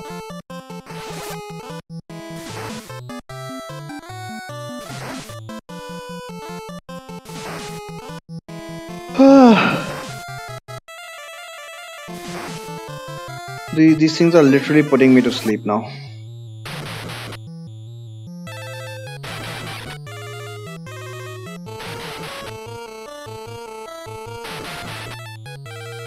I guess in such situations it doesn't help that I'm lying down on my bed.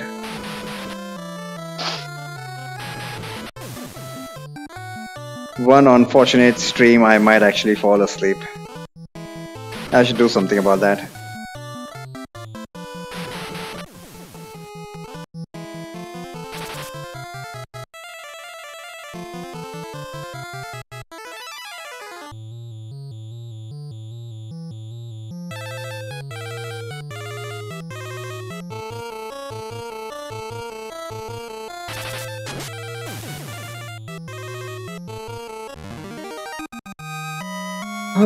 Well, nothing really to say.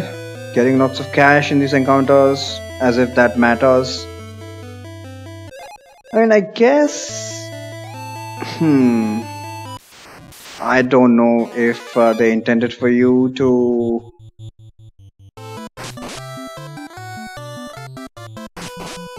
Is he dead? He's almost dead. Wow. That did a number on him. There's like another summon and... Nice! Which one was it this time?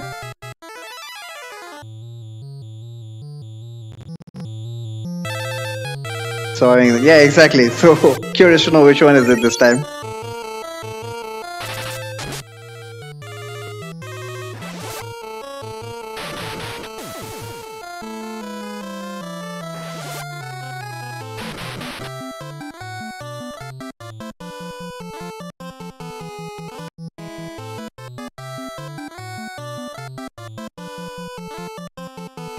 I think why they give you so much money in these encounters is because maybe at a certain point in time you're actually expected to leave this dungeon because it's way too difficult.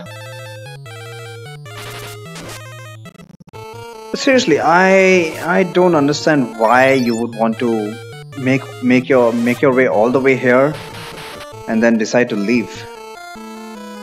Did you get the 160? Isn't that like deja vu? Chance to half damage. Did that actually proc?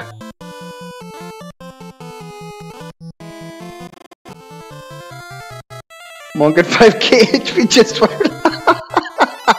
because of crappy magic defense. Oh my god, 5k damage. What the hell?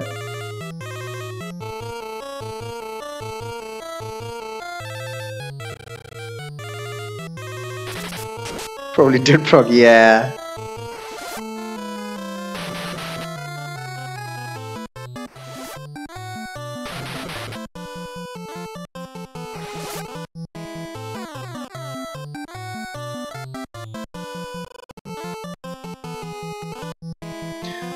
Deus Ex. Lightning Elemental. Wow. One can only hope that when he's summoned, he does that kind of damage to the enemies.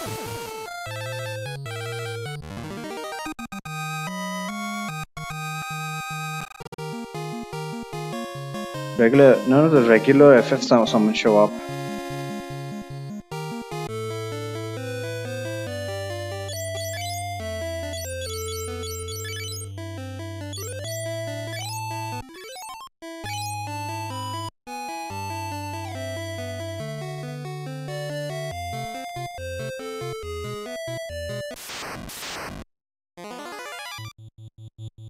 I keep forgetting whether this encounter is runnable. I don't think it is. Oh, look at that. Bolt 3 for a whole 50 damage. It's almost like we're playing Final Fantasy VII. Can you run away?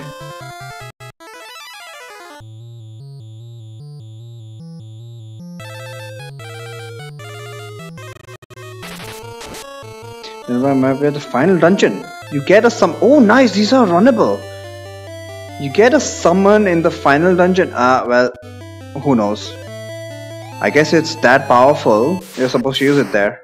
And there are probably more I have no idea whether this encounter is runnable, but let's just see if it is. I think Leon can survive another turn. No, he can't. Oh my god.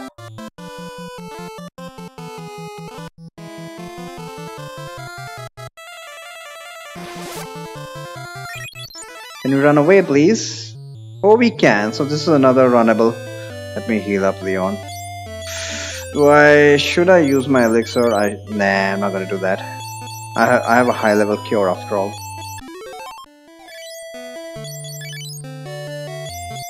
And plenty of MP.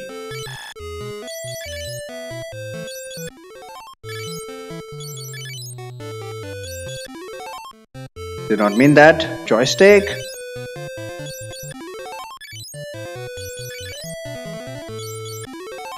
Okay, enough. What a waste of time. Oh, we are at this infamous intersection. Prepare for a boss gauntlet.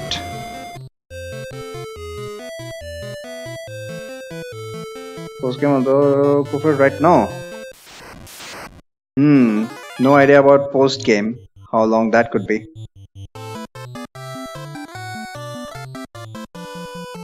So I plan to stream it after you finish with it.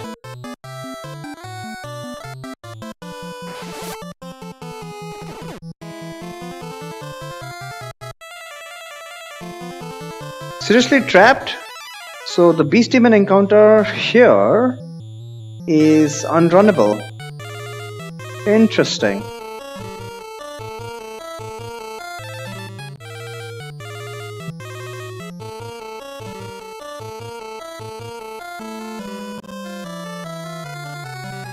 Might have finished this upgrade run.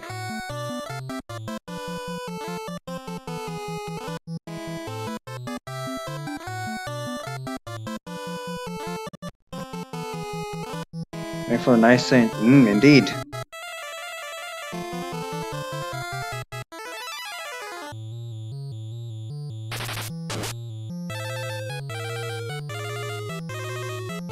Mewtwo, really? Well, it's understandable.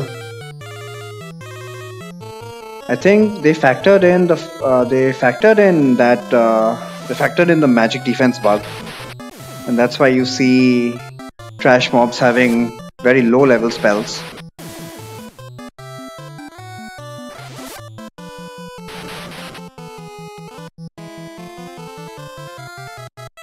But even otherwise, these guys are just filler beast demons.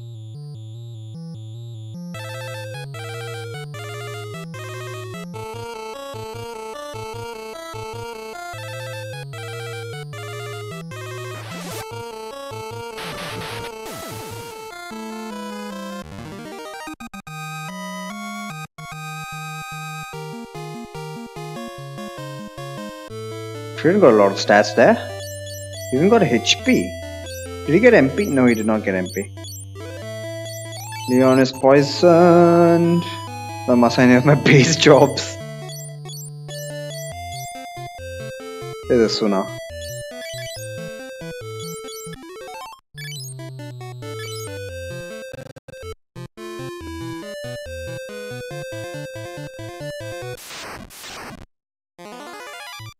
New monsters. No ambush. Okay.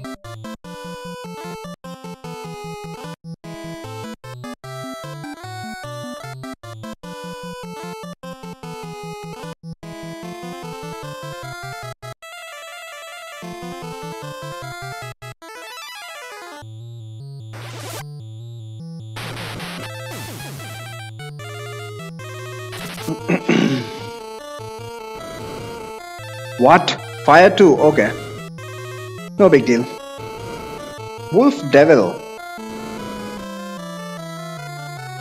I'm struggling to think what he was called in the original translation. Holy 2 is doing 500 damage. The question is, can I level it up to be at par with Ultima by the time we get to the final boss? And the bigger question is it going to out damage Ultima or not?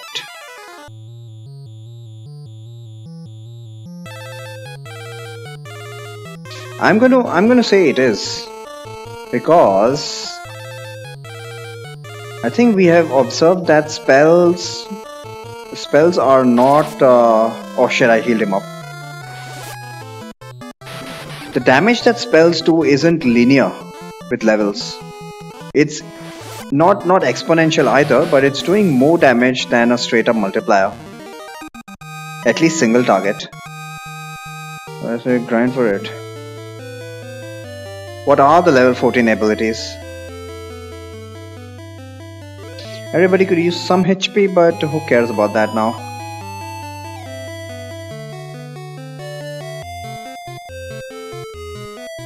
Alright, let's check this guy out. Get some useless Genji stuff. Yeah, dude doesn't even get boss music. Toad 3! Interesting. Interesting. Set up Blink? No, don't need to set up Blink. I'll just cure Leon instead. Since he's undead, since Zombie Borgin is undead, I could potentially use Cure on Zombie Borgin as well. But he'll go down to a fire. This thing is a joke. I don't know if in the NES version the heal stuff actually damages undead. I think there's a bug in the heal stuff, but I've never actually used it in the NES version.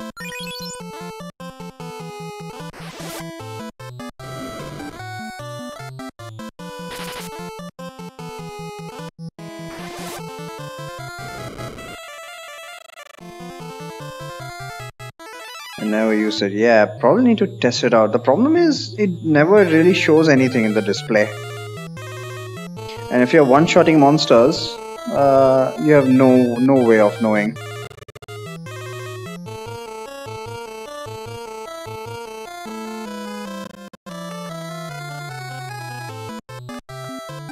Freelancer has Mimic. Double damage when naked. Oh yeah, you did tell me about that.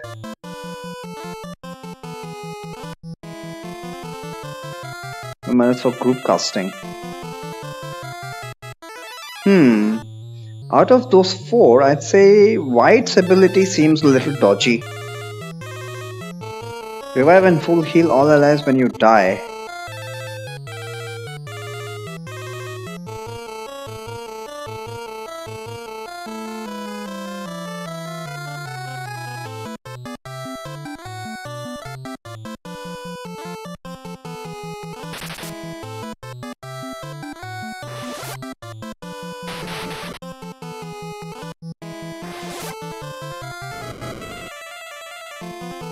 Come on, die already.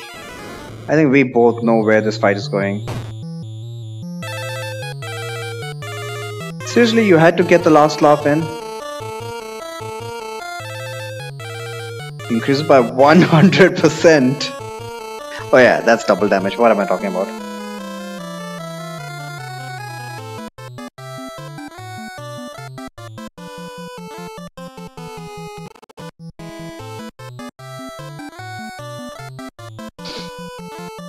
It's like they incentivized Monk to be kind of a glass cannon. I don't like that myself. But then I'm a defensive player. If you want to go for full DPS, there you go. But then you should also have good agility on the Monk.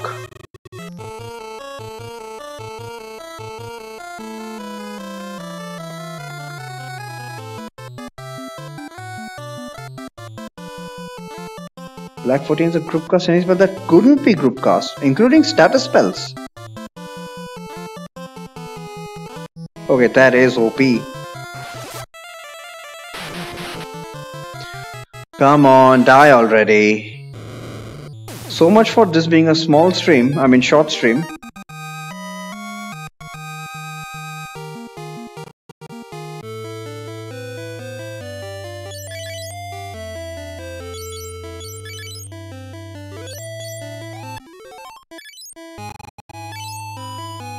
Rip easy boss, yeah, rip easy game. Screw this thing, I don't even care about, I don't even care to know. So let Death Drain, Asper, even Asuna multicast.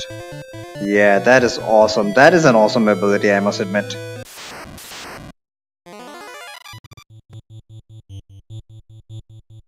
Is this runnable? I don't think so.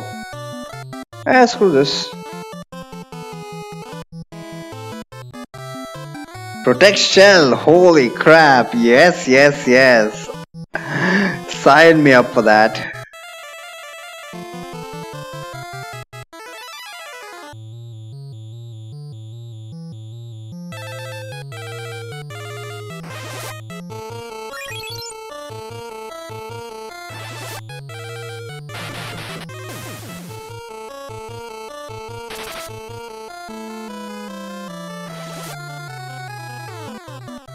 The problem I have with the heal staff now is, damn it, once I've used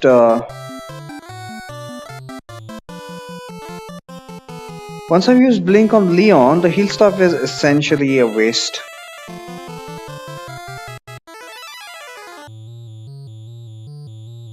Because then he's not going to be able to hit himself.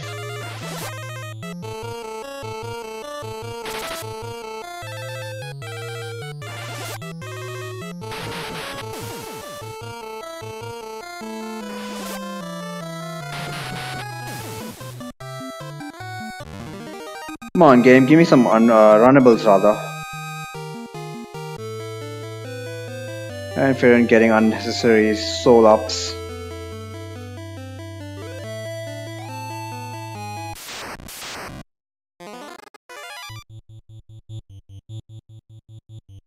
Victory.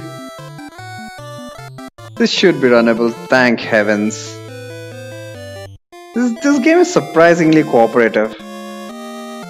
Yay!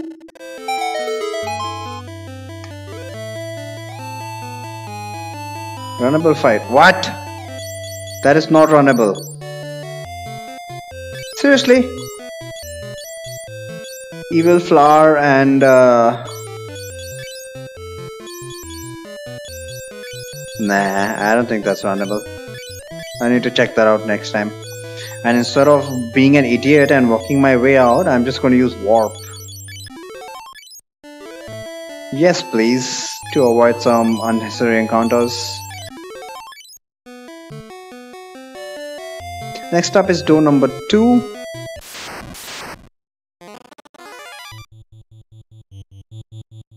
And I'm going to Groupcast to level 12. So what's the use of Black Mage level 14 then? RIP.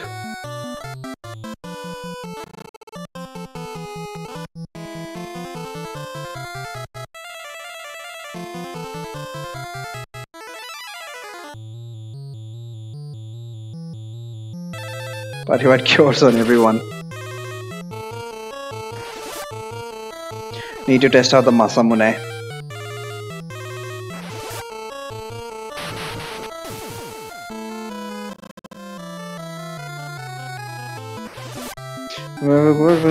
Group castable. Okay, it's no penalty for group cast. Black Mage has any spell you can group cast. Right, I got that.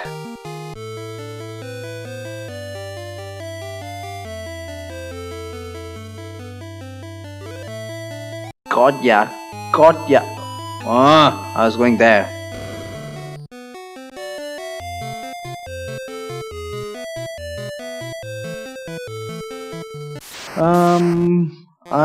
I keep forgetting where the secret passageway here is. Oh no, we got an ambush. Leon might die. I might be screwed.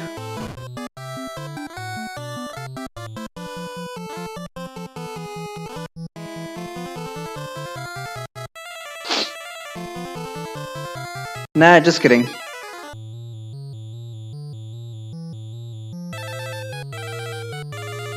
Let's get rid of the annoying cats. Let's check out the Masamune as well. Taka. RIP meme bot. Seriously, it's like it's been not working for quite a while now. Have they purposely taken it down or something?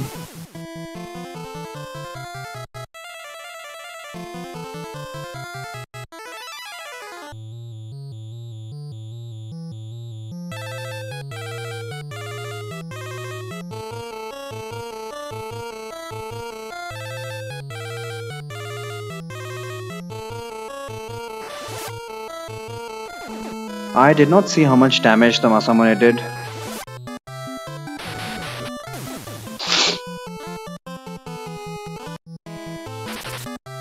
And we shall not find out.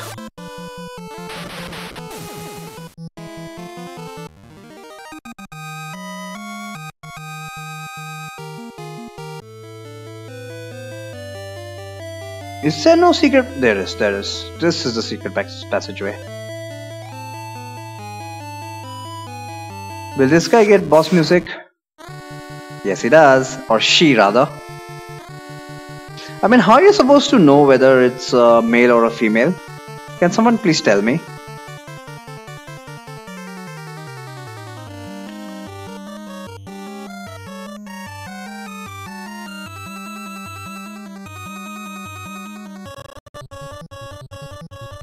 Where's his tail? It's off screen. See, the camera angle for the NES version for monsters, it just captures their top half. You had to work with whatever technology they got in 1988, and the monsters weren't very cooperative either.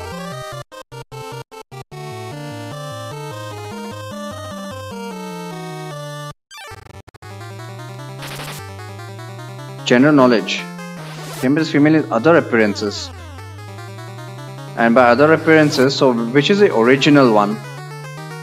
Is she from D&D? You say like a backstory. You're all offended with the wrong pronouns.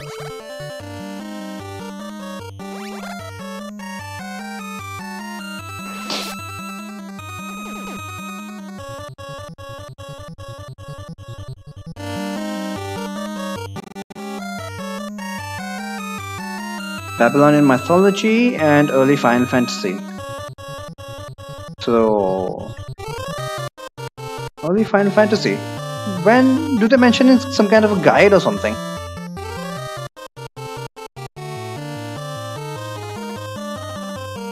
Because FF1 NES, I don't see it.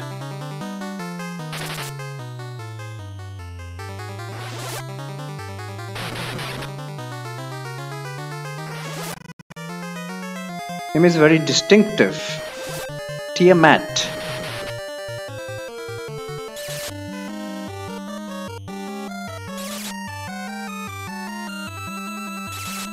Tiamat the geek.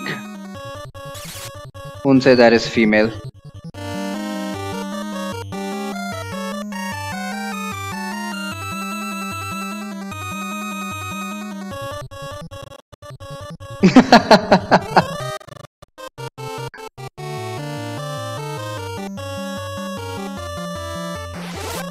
This is a dragon queen. Okay. Ah, okay. That's how you're supposed to know.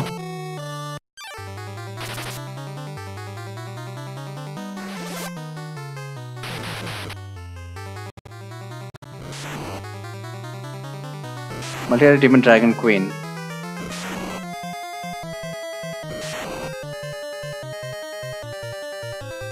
Seriously, she's not vulnerable to swap for a change? Okay, that's fine by me. That's fine. So we have to do this the old-fashioned way. Probably has 65,000 HP. Probably. So we are doing about 7,000 per round. This is going to take a while. It's not as this battle is threatening by any way. Peter up with swords. Yeah, I wish I had the blood sword now. Because it's obvious that no matter how many turns it takes, victory is assured.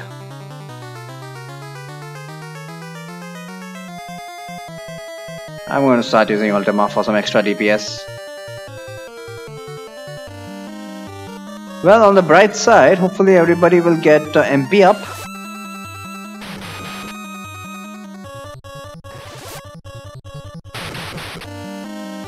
I mean, Maria and Guy must be so tired constantly abusing Flare. It's like, dude, we're running out of nukes here. Okay, I've noticed this like 3 times now. The music is screwing up. This specific version. No, Ultima.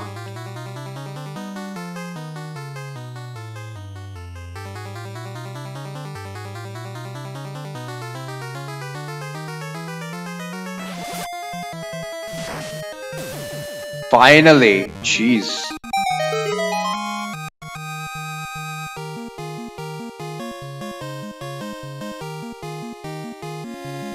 Well, at least something good came out of that. Phoenix Town, nah. Got the Genji armor or something. What did we get? Yeah, Genji helmet. Screw this. Eye drop. Did one of the chests in the final dungeon of the game have an eye drop? That's FF2 for you.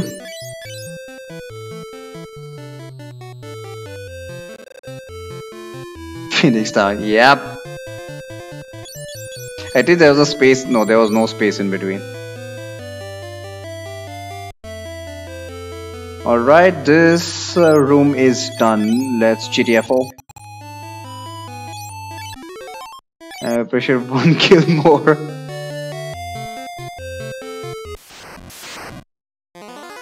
Oh no.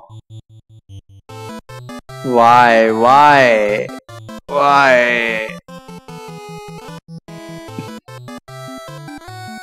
These guys are just boring me now.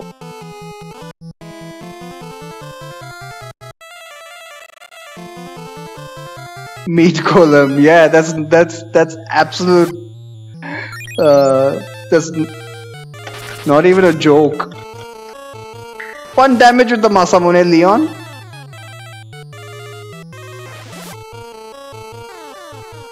Legendary sword here, boys.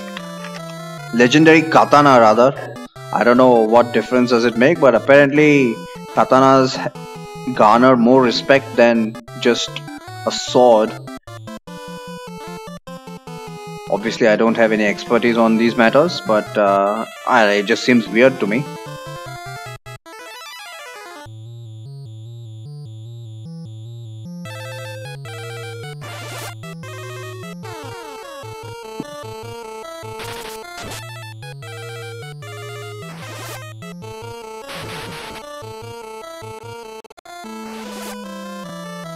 And the Japanese product is scimitars.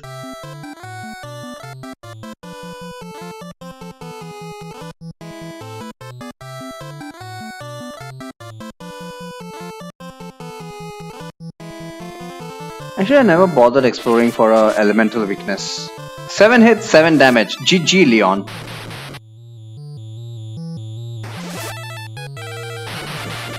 So traditionally, this dude is there's a Middle Eastern.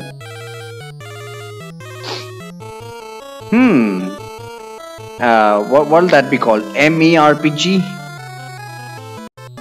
I'd like to play that.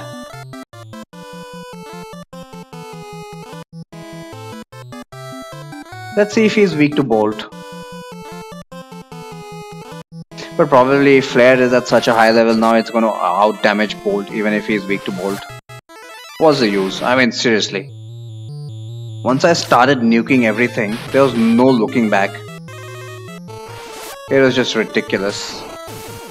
Yeah, Bolt 4, 849, not worth it.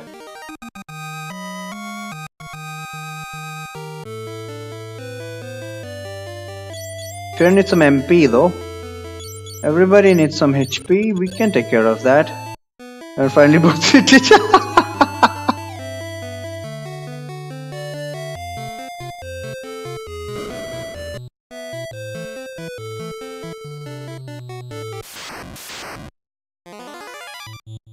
Please tell me I can run.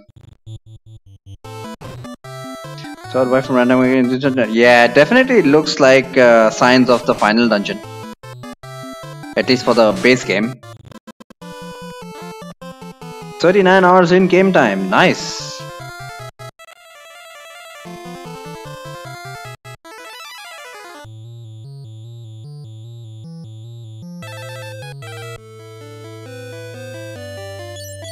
Yeah, screw this. I'm not gonna waste time on cures. Just use an elixir. Just use an elixir.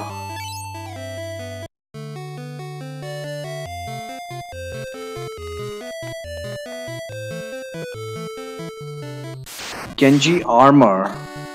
And we have to fight some strange monster. Sheng!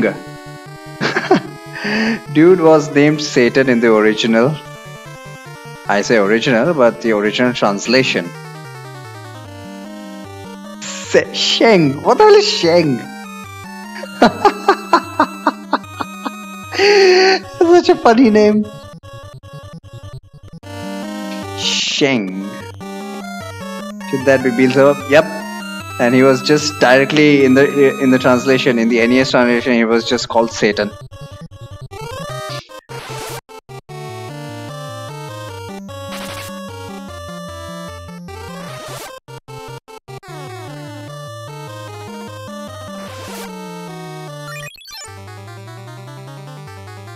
What did he do? If he did do anything, I did not pay attention.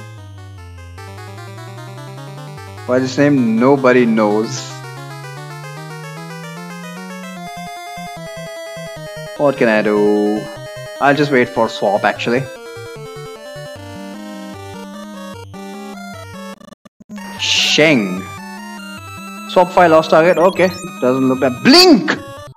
Wait, why am I scared? It's not as if I'm using physical attacks.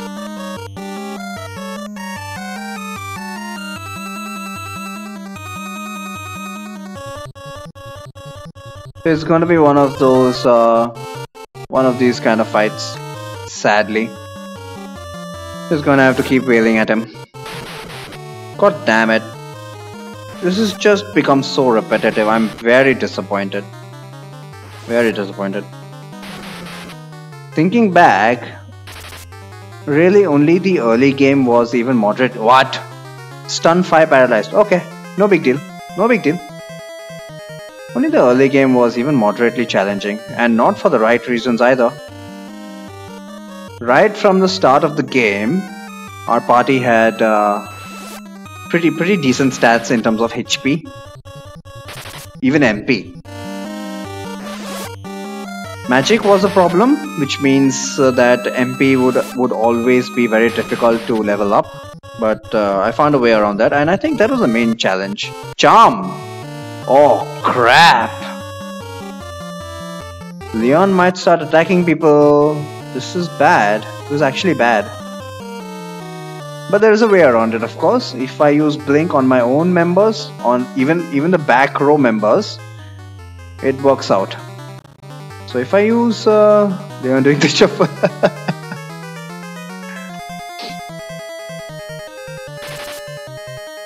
Oh, he tried to strike himself. Fantastic.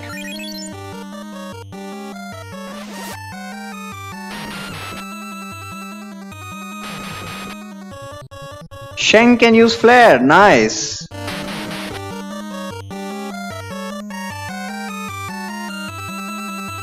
Systematically use Blink on my back row characters.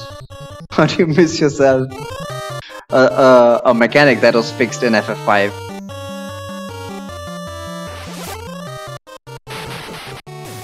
The animation for a bow missing, I mean rather hitting yourself, is even more more hilarious. So it shows as if she shoots the bow in front of her and suddenly the arrow just turns right back and hits her in the eye. It's pretty funny.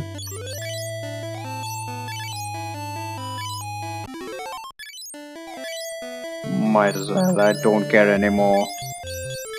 I just want an end to the suffering. The suffering of boredom.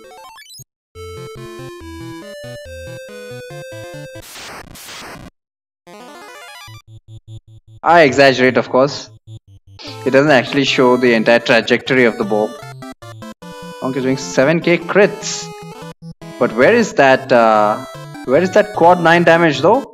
You are in the final dungeon, and if you don't have quad 9 damage, you are severely underleveled. Isn't that what we learned from FF5?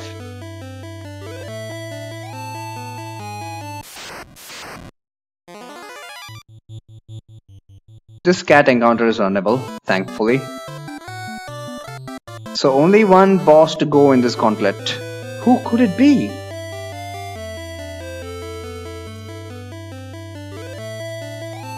Now this dude is really a really weird one. Astaroth. Okay.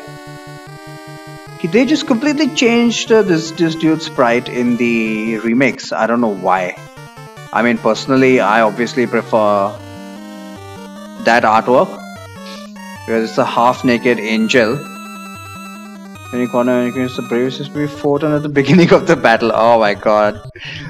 Matt the geek cheesing stuff as always, even on the first playthrough. Next time if you didn't wipe the enemy party. So it's a double-edged sword.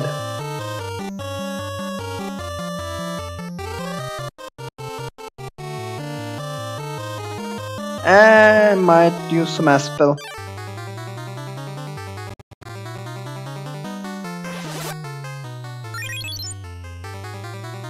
Oh, look, it's Enkidu. Hey, I never looked at it that way.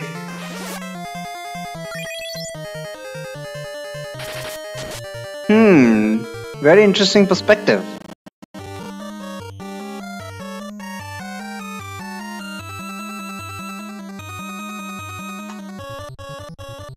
Please tell me swap works. Where's Gilgamesh? Probably in the bonus content, which sadly did not make it to the NES version.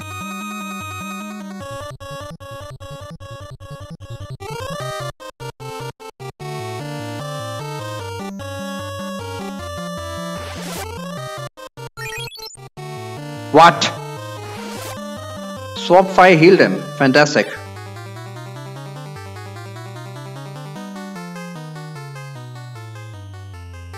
I mean, this is just dragging the battles out longer.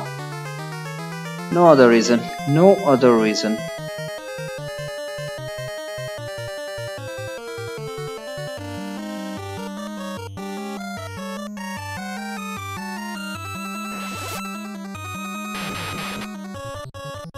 Flare's up to 10 now. Look at that.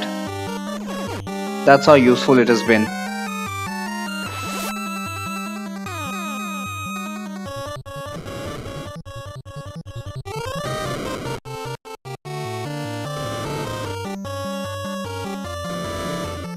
Flame for about 300 damage. My teacup hurts me more than that when it's hot.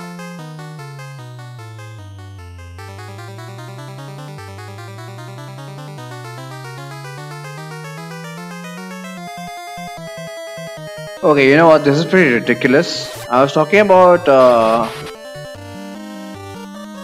shorter stream today, and looks like I need to go past 3 hours. What the hell? Simply because of this kind of crap.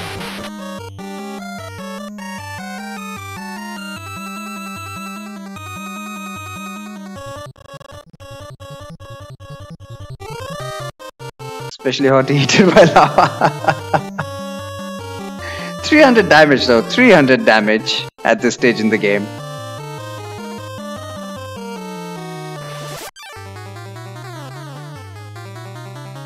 Hey, seriously, what was the expectation? That's something I'm not able to figure out.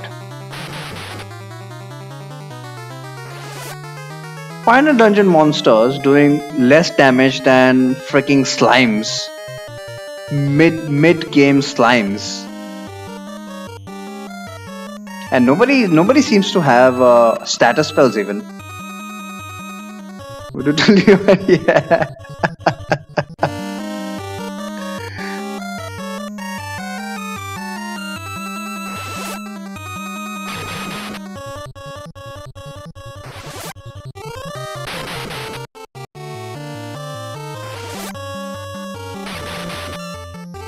Yeah, look at that. Glitched out again.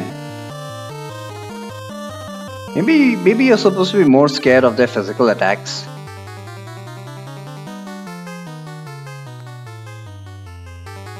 Maybe the strats I'm using are just once again, when in Final Fantasy you do something that you're not supposed to do, stuff either becomes ridiculously difficult or ridiculously easy. There's no middle ground.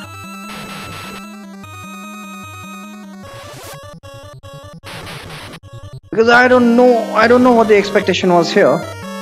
Nobody seems to have any status spells. I don't know who it was, but someone had mute 2. Mute at level 2. Seriously?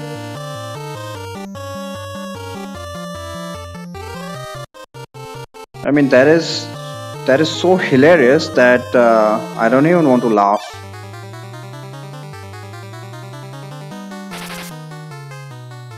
The yellow souls were more dangerous than that. They had the death spell, and at that stage in the game it pretty much wiped me out, even though it was only death 3, slay 3, whatever they want to call it here. Drain 5, that has been the most damage he's been able to do so far.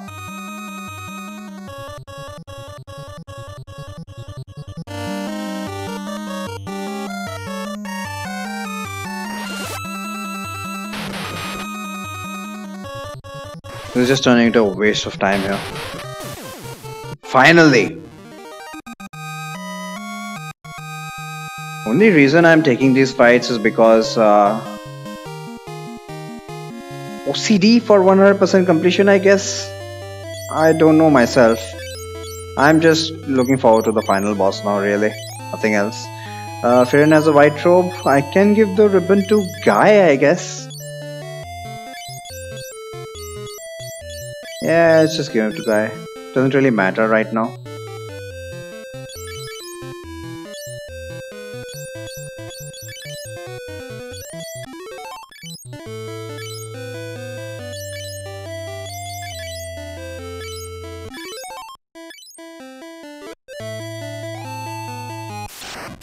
It is, the music is nice and soothing.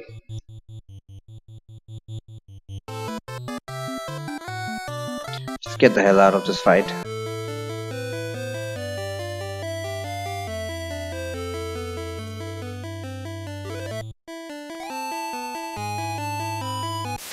Normally I'd be scared that I haven't saved since beginning Jade Passage. Since the beginning of this stream.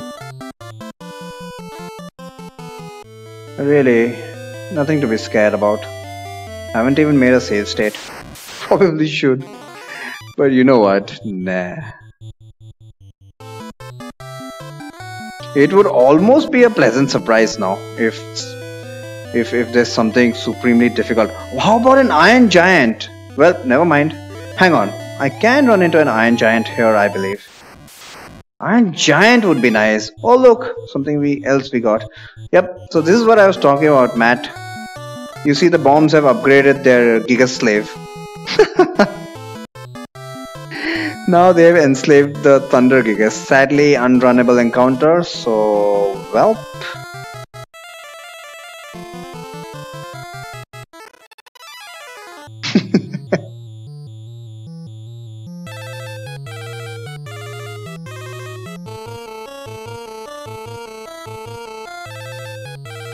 Leon, just keep hitting yourself and healing yourself.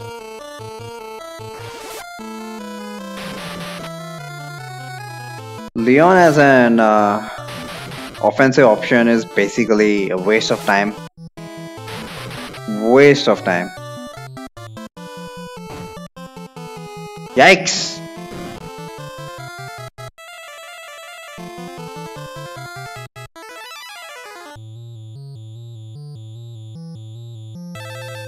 No, no, no, no, no.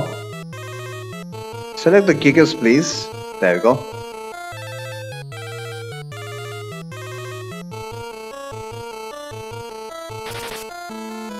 And the damn heal stuff doesn't even heal that much. Like 300 HP for a level 7 heal stuff.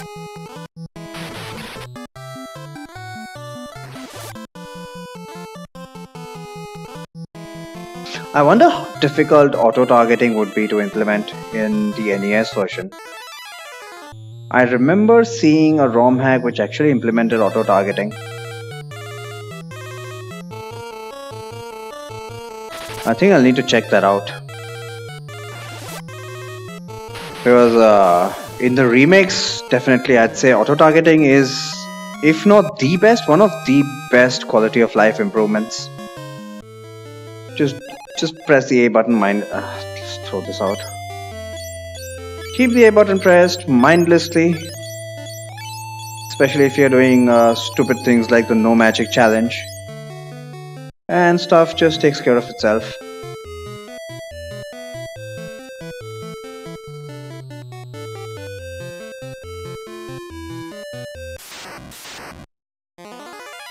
Unrunnable.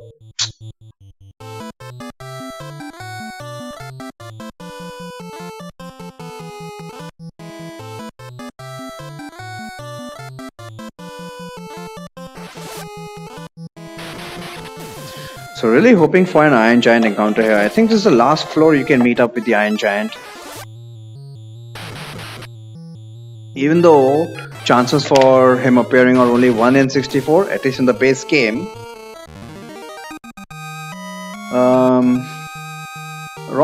This ROM hack did say that the especially rare encounters have been increased. The frequency of the especially rare encounters has been increased.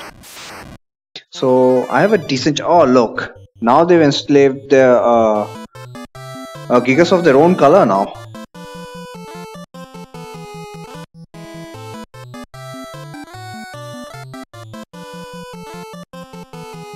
Dude should be weak to ice, so we'll just go ahead and use that.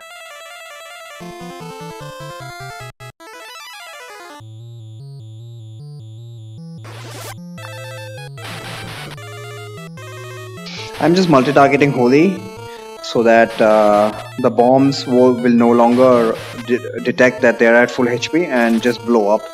I don't even care about the damage. So unlike the future Final Fantasies, these bombs just do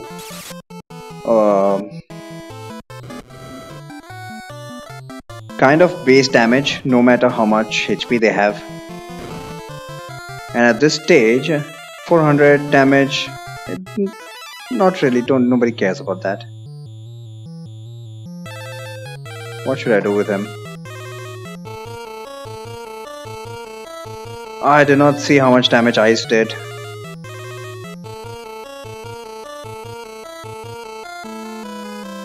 Guy needs heals, Maria needs heals. Let's do Maria first.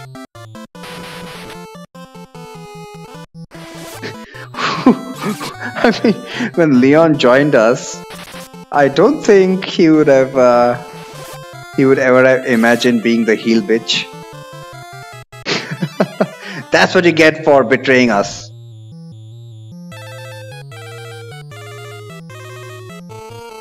Go sit in the corner.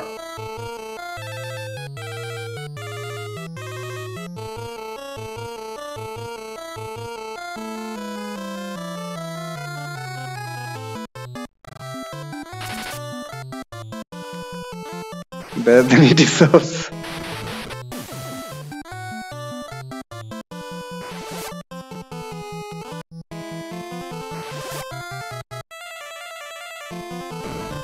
Finally, you decide to blow up. My god. That one bomb was being so stubborn.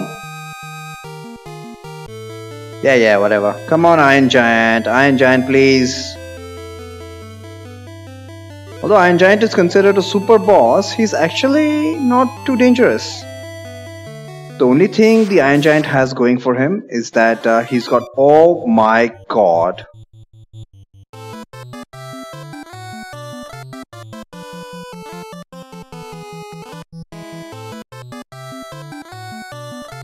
Cats be pretty dangerous.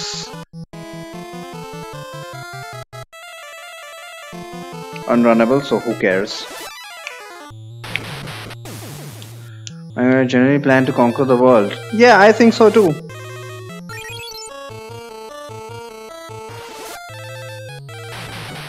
The question is, was he working for the Empire before the events of this story?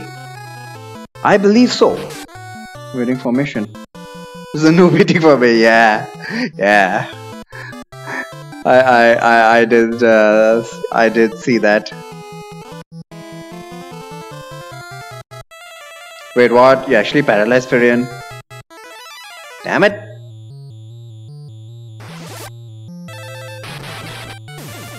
See, I think Leon was like working for the Empire even before the events of the story, and he was kind of a spy. I consider the possibility because he's the second ranking officer in the Empire, and one can only assume that it would have taken quite a lot of time. No matter how much of a prodigy one is, something as big as the Empire, or how big could it even possibly be? So which is hard to explain. Exactly. He was a Dark Knight all along. Now the question is, how was he actually living this double life?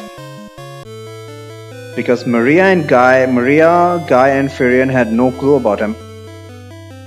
Or maybe he made the excuse that he wanted to live in a separate apartment or something, because he's certainly much older than our main three protagonists. So another pretense of wanting to live by himself. He was working for the Empire.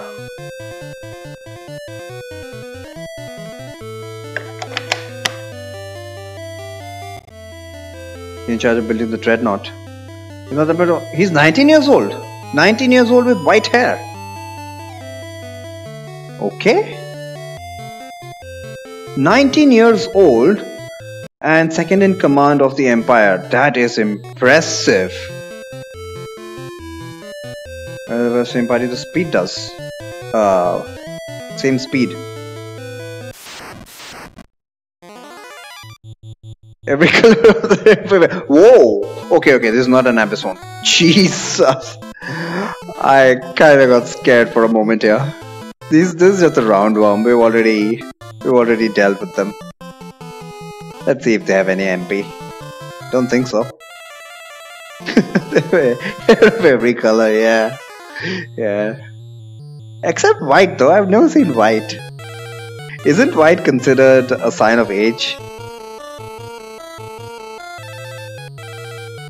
Maybe not worldwide, but majority of the times. 1000 damage! Oh my god! Leon finally broke the 4-digit barrier. It's great. Leon's is dark. I see. Sephiroth's got white. Fair point, fair point. How old is Sephiroth though?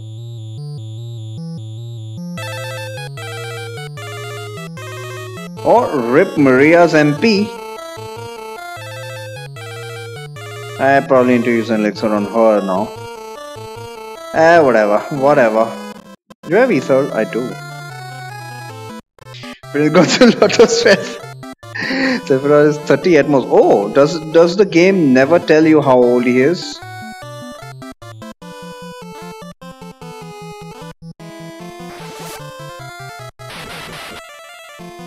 Ah, crap. I maybe should have targeted the other worm.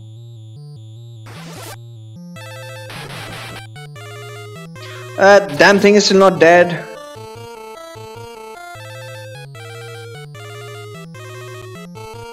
Oh god, I'm almost at the end. The challenge now is, can I finish this playthrough by the 3-hour mark?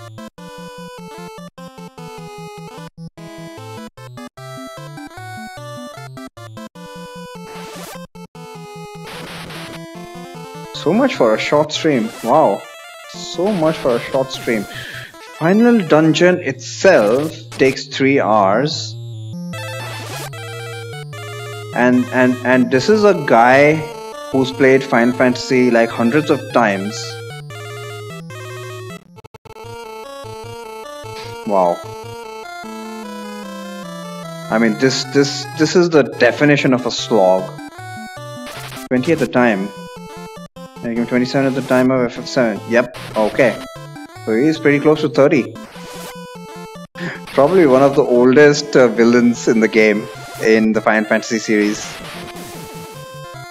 Although how old is the Emperor? That's I never considered that question.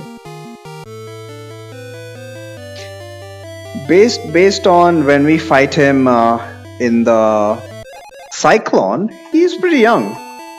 Middle-aged at best, although he does dress with flair, so one would never know.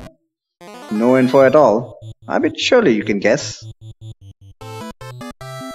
Finally, I get a freaking runnable.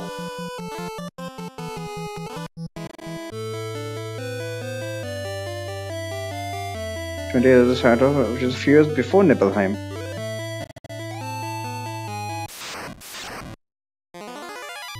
Magic look back. Oh, that is another thing I didn't consider. Yeah, he probably does. So for all we know, he might be over 100 years old.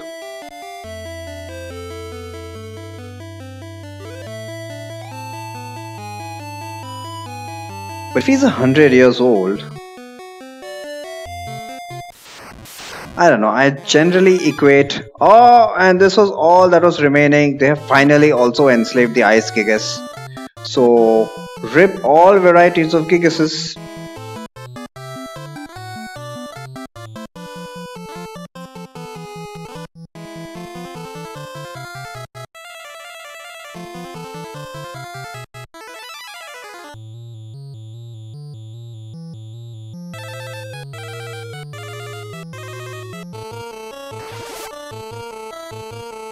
Swap.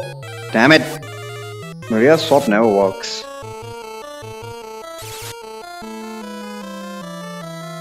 But we are at the final floor.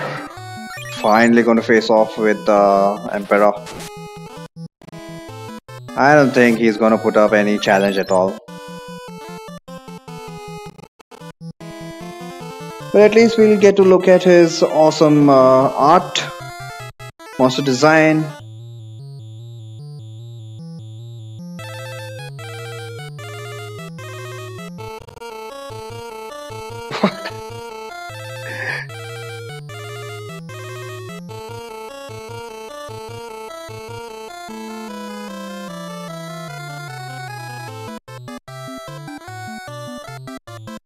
Yeah, I'm completely lost here. What are you talking about?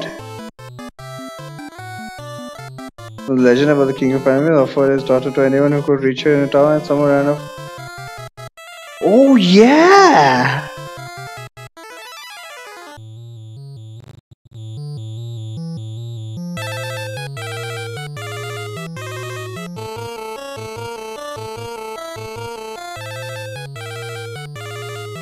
So, dude existed since ancient times. But was it the same one though?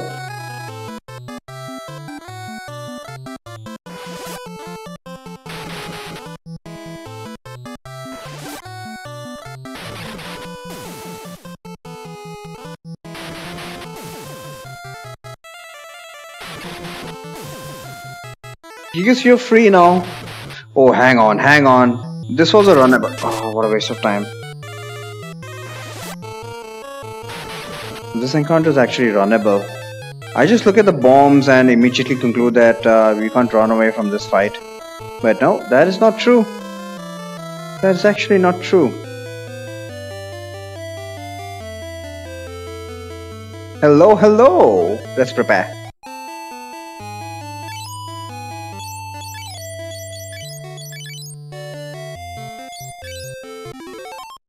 Yeah, I guess we're fine. What have you got to say, mister? You're here at last. I will tear you apart. Mwahaha! Seriously?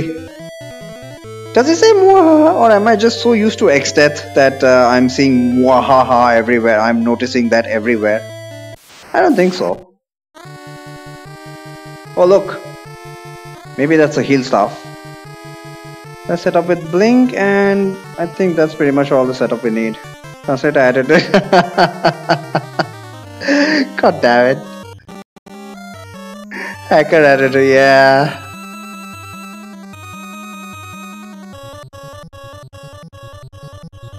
Well, it's just going to be the same strats as usual. And we actually got to strike first. Ambush the Emperor. Wahahaha.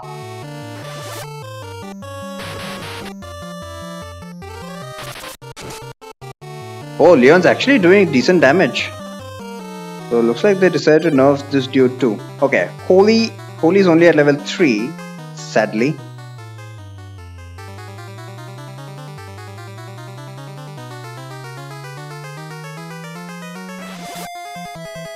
Holy 3 is about 1000 damage, so I'm gonna stick with Ultima. Ultima's down at the bottom though. It's gonna waste a little bit of time.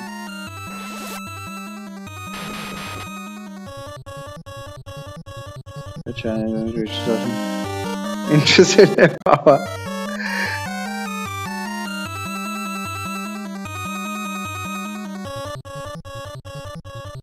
Instead of living it. Intriguing, intriguing.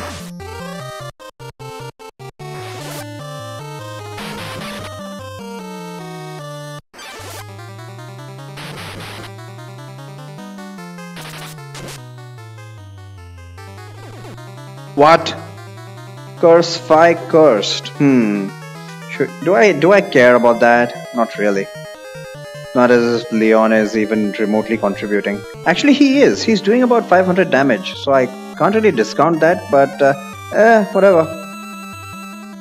I mean, it would take me one of Furion's turns to heal him up, and Furion is doing about 2000 damage, so I'd rather not give that up.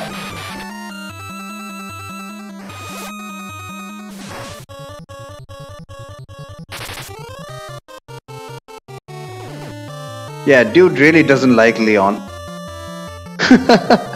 He's also like, Leon, how dare you betray me? And we're also like, Leon, this is your punishment for betraying us. Yeah. Leon really not in a good place. Not in a good place.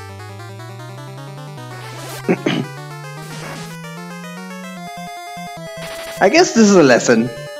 Even if you're working for the wrong side, loyalty matters. Okay? Always remember that. Yeah. Okay, physical attacks, obviously he's gonna go for Leon because he technically cannot target anybody else. But dude really hates Leon. And observe, no starfall even. Where is the signature starfall?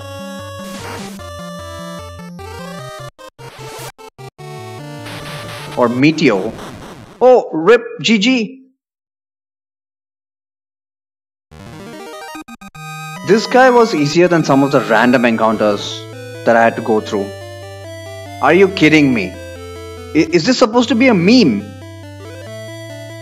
No! I had the power of hell. Damn you! Yeah, I think this was supposed to be a meme. Was that it? Yeah.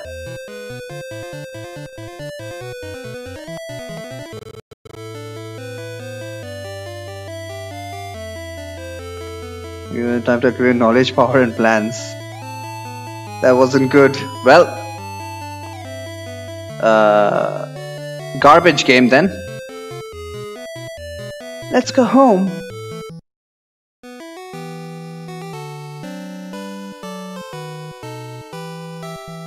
Thankfully, I managed to end this before 3 hours, so that went well. You did it! Hooray! they changed this crap. So you came back. I'm impressed.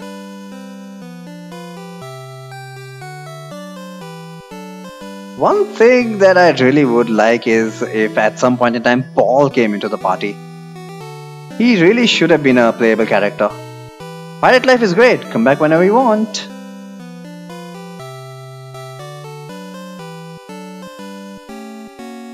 Congratulations, Daddy would be happy. Joseph? We'll work to rebuild the world. Farewell. He's like, alright, your work is done. Get the hell out of here. So, everything is finished. So it seems. Let's live together again. Brother?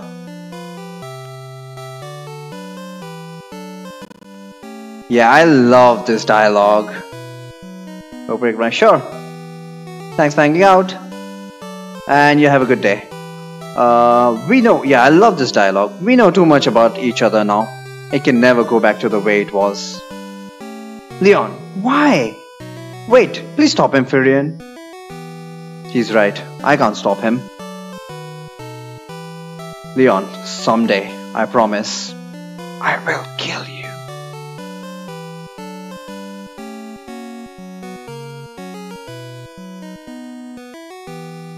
And we see all the characters who died and who we don't really care about.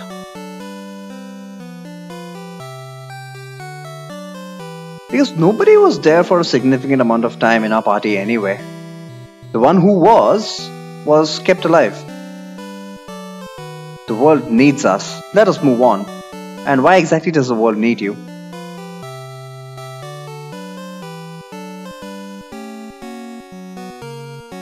I'm going to welcome back with open arms.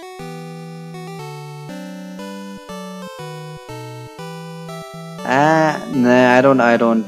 Black Mage Master, nice. I mean, he says, we know too much about each other, we can never go back to the way it was. Does it mean that he's willing to change? I don't think so. Not like Cain in Final Fantasy IV.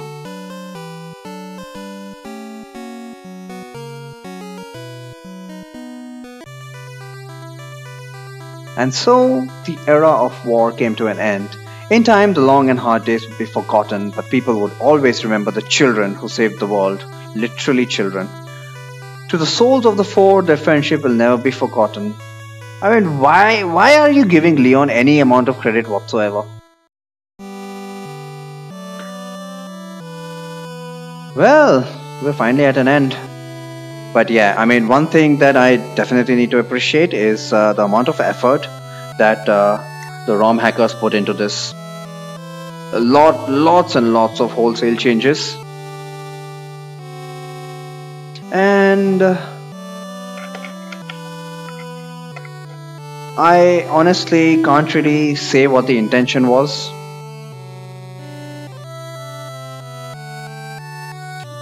Based on the README, they wanted to balance the game, but as we have seen, what they tried failed miserably. The game became imbalanced towards black magic.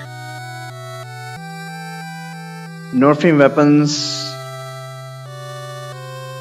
What did it do in the end finally for us? But you know what? You can't really fault them because, as I mentioned, maybe they had a template for how the game would be played by someone. Maybe they sent it out to test, and based on that, they made the changes that they did.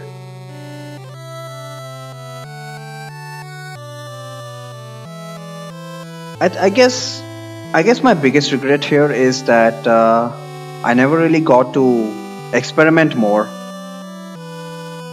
I could have wasted more time, but at no at I mean most of the game was just not very challenging at all. And unless it gets challenging, I don't really feel the need to experiment around. And when you're one-shotting stuff, do you really want to see whether sleep works or mute works? Not really. But I might try out multiple playthroughs of this off stream, just to play around with different scenarios. Maybe there's a challenge run on this ROM hack incoming in the future if I find something particularly interesting. But yeah, I did enjoy the early game especially, and it was a pleasant change. I must admit, it was a pretty pleasant change. Game wasn't very difficult, but it was different. I'll give them that.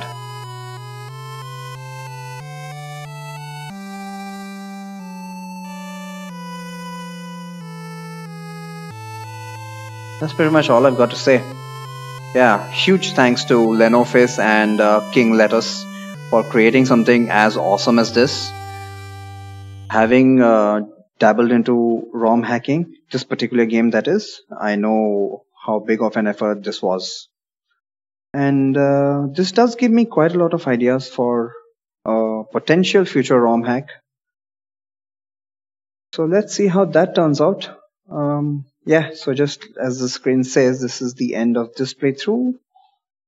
Let's see what's coming up next in Final Fantasy II projects. But that's going to be it for now. And I'm glad that it ended right at the 3-hour mark. All right, you guys take care. Hope to see you next time. And yeah, bye.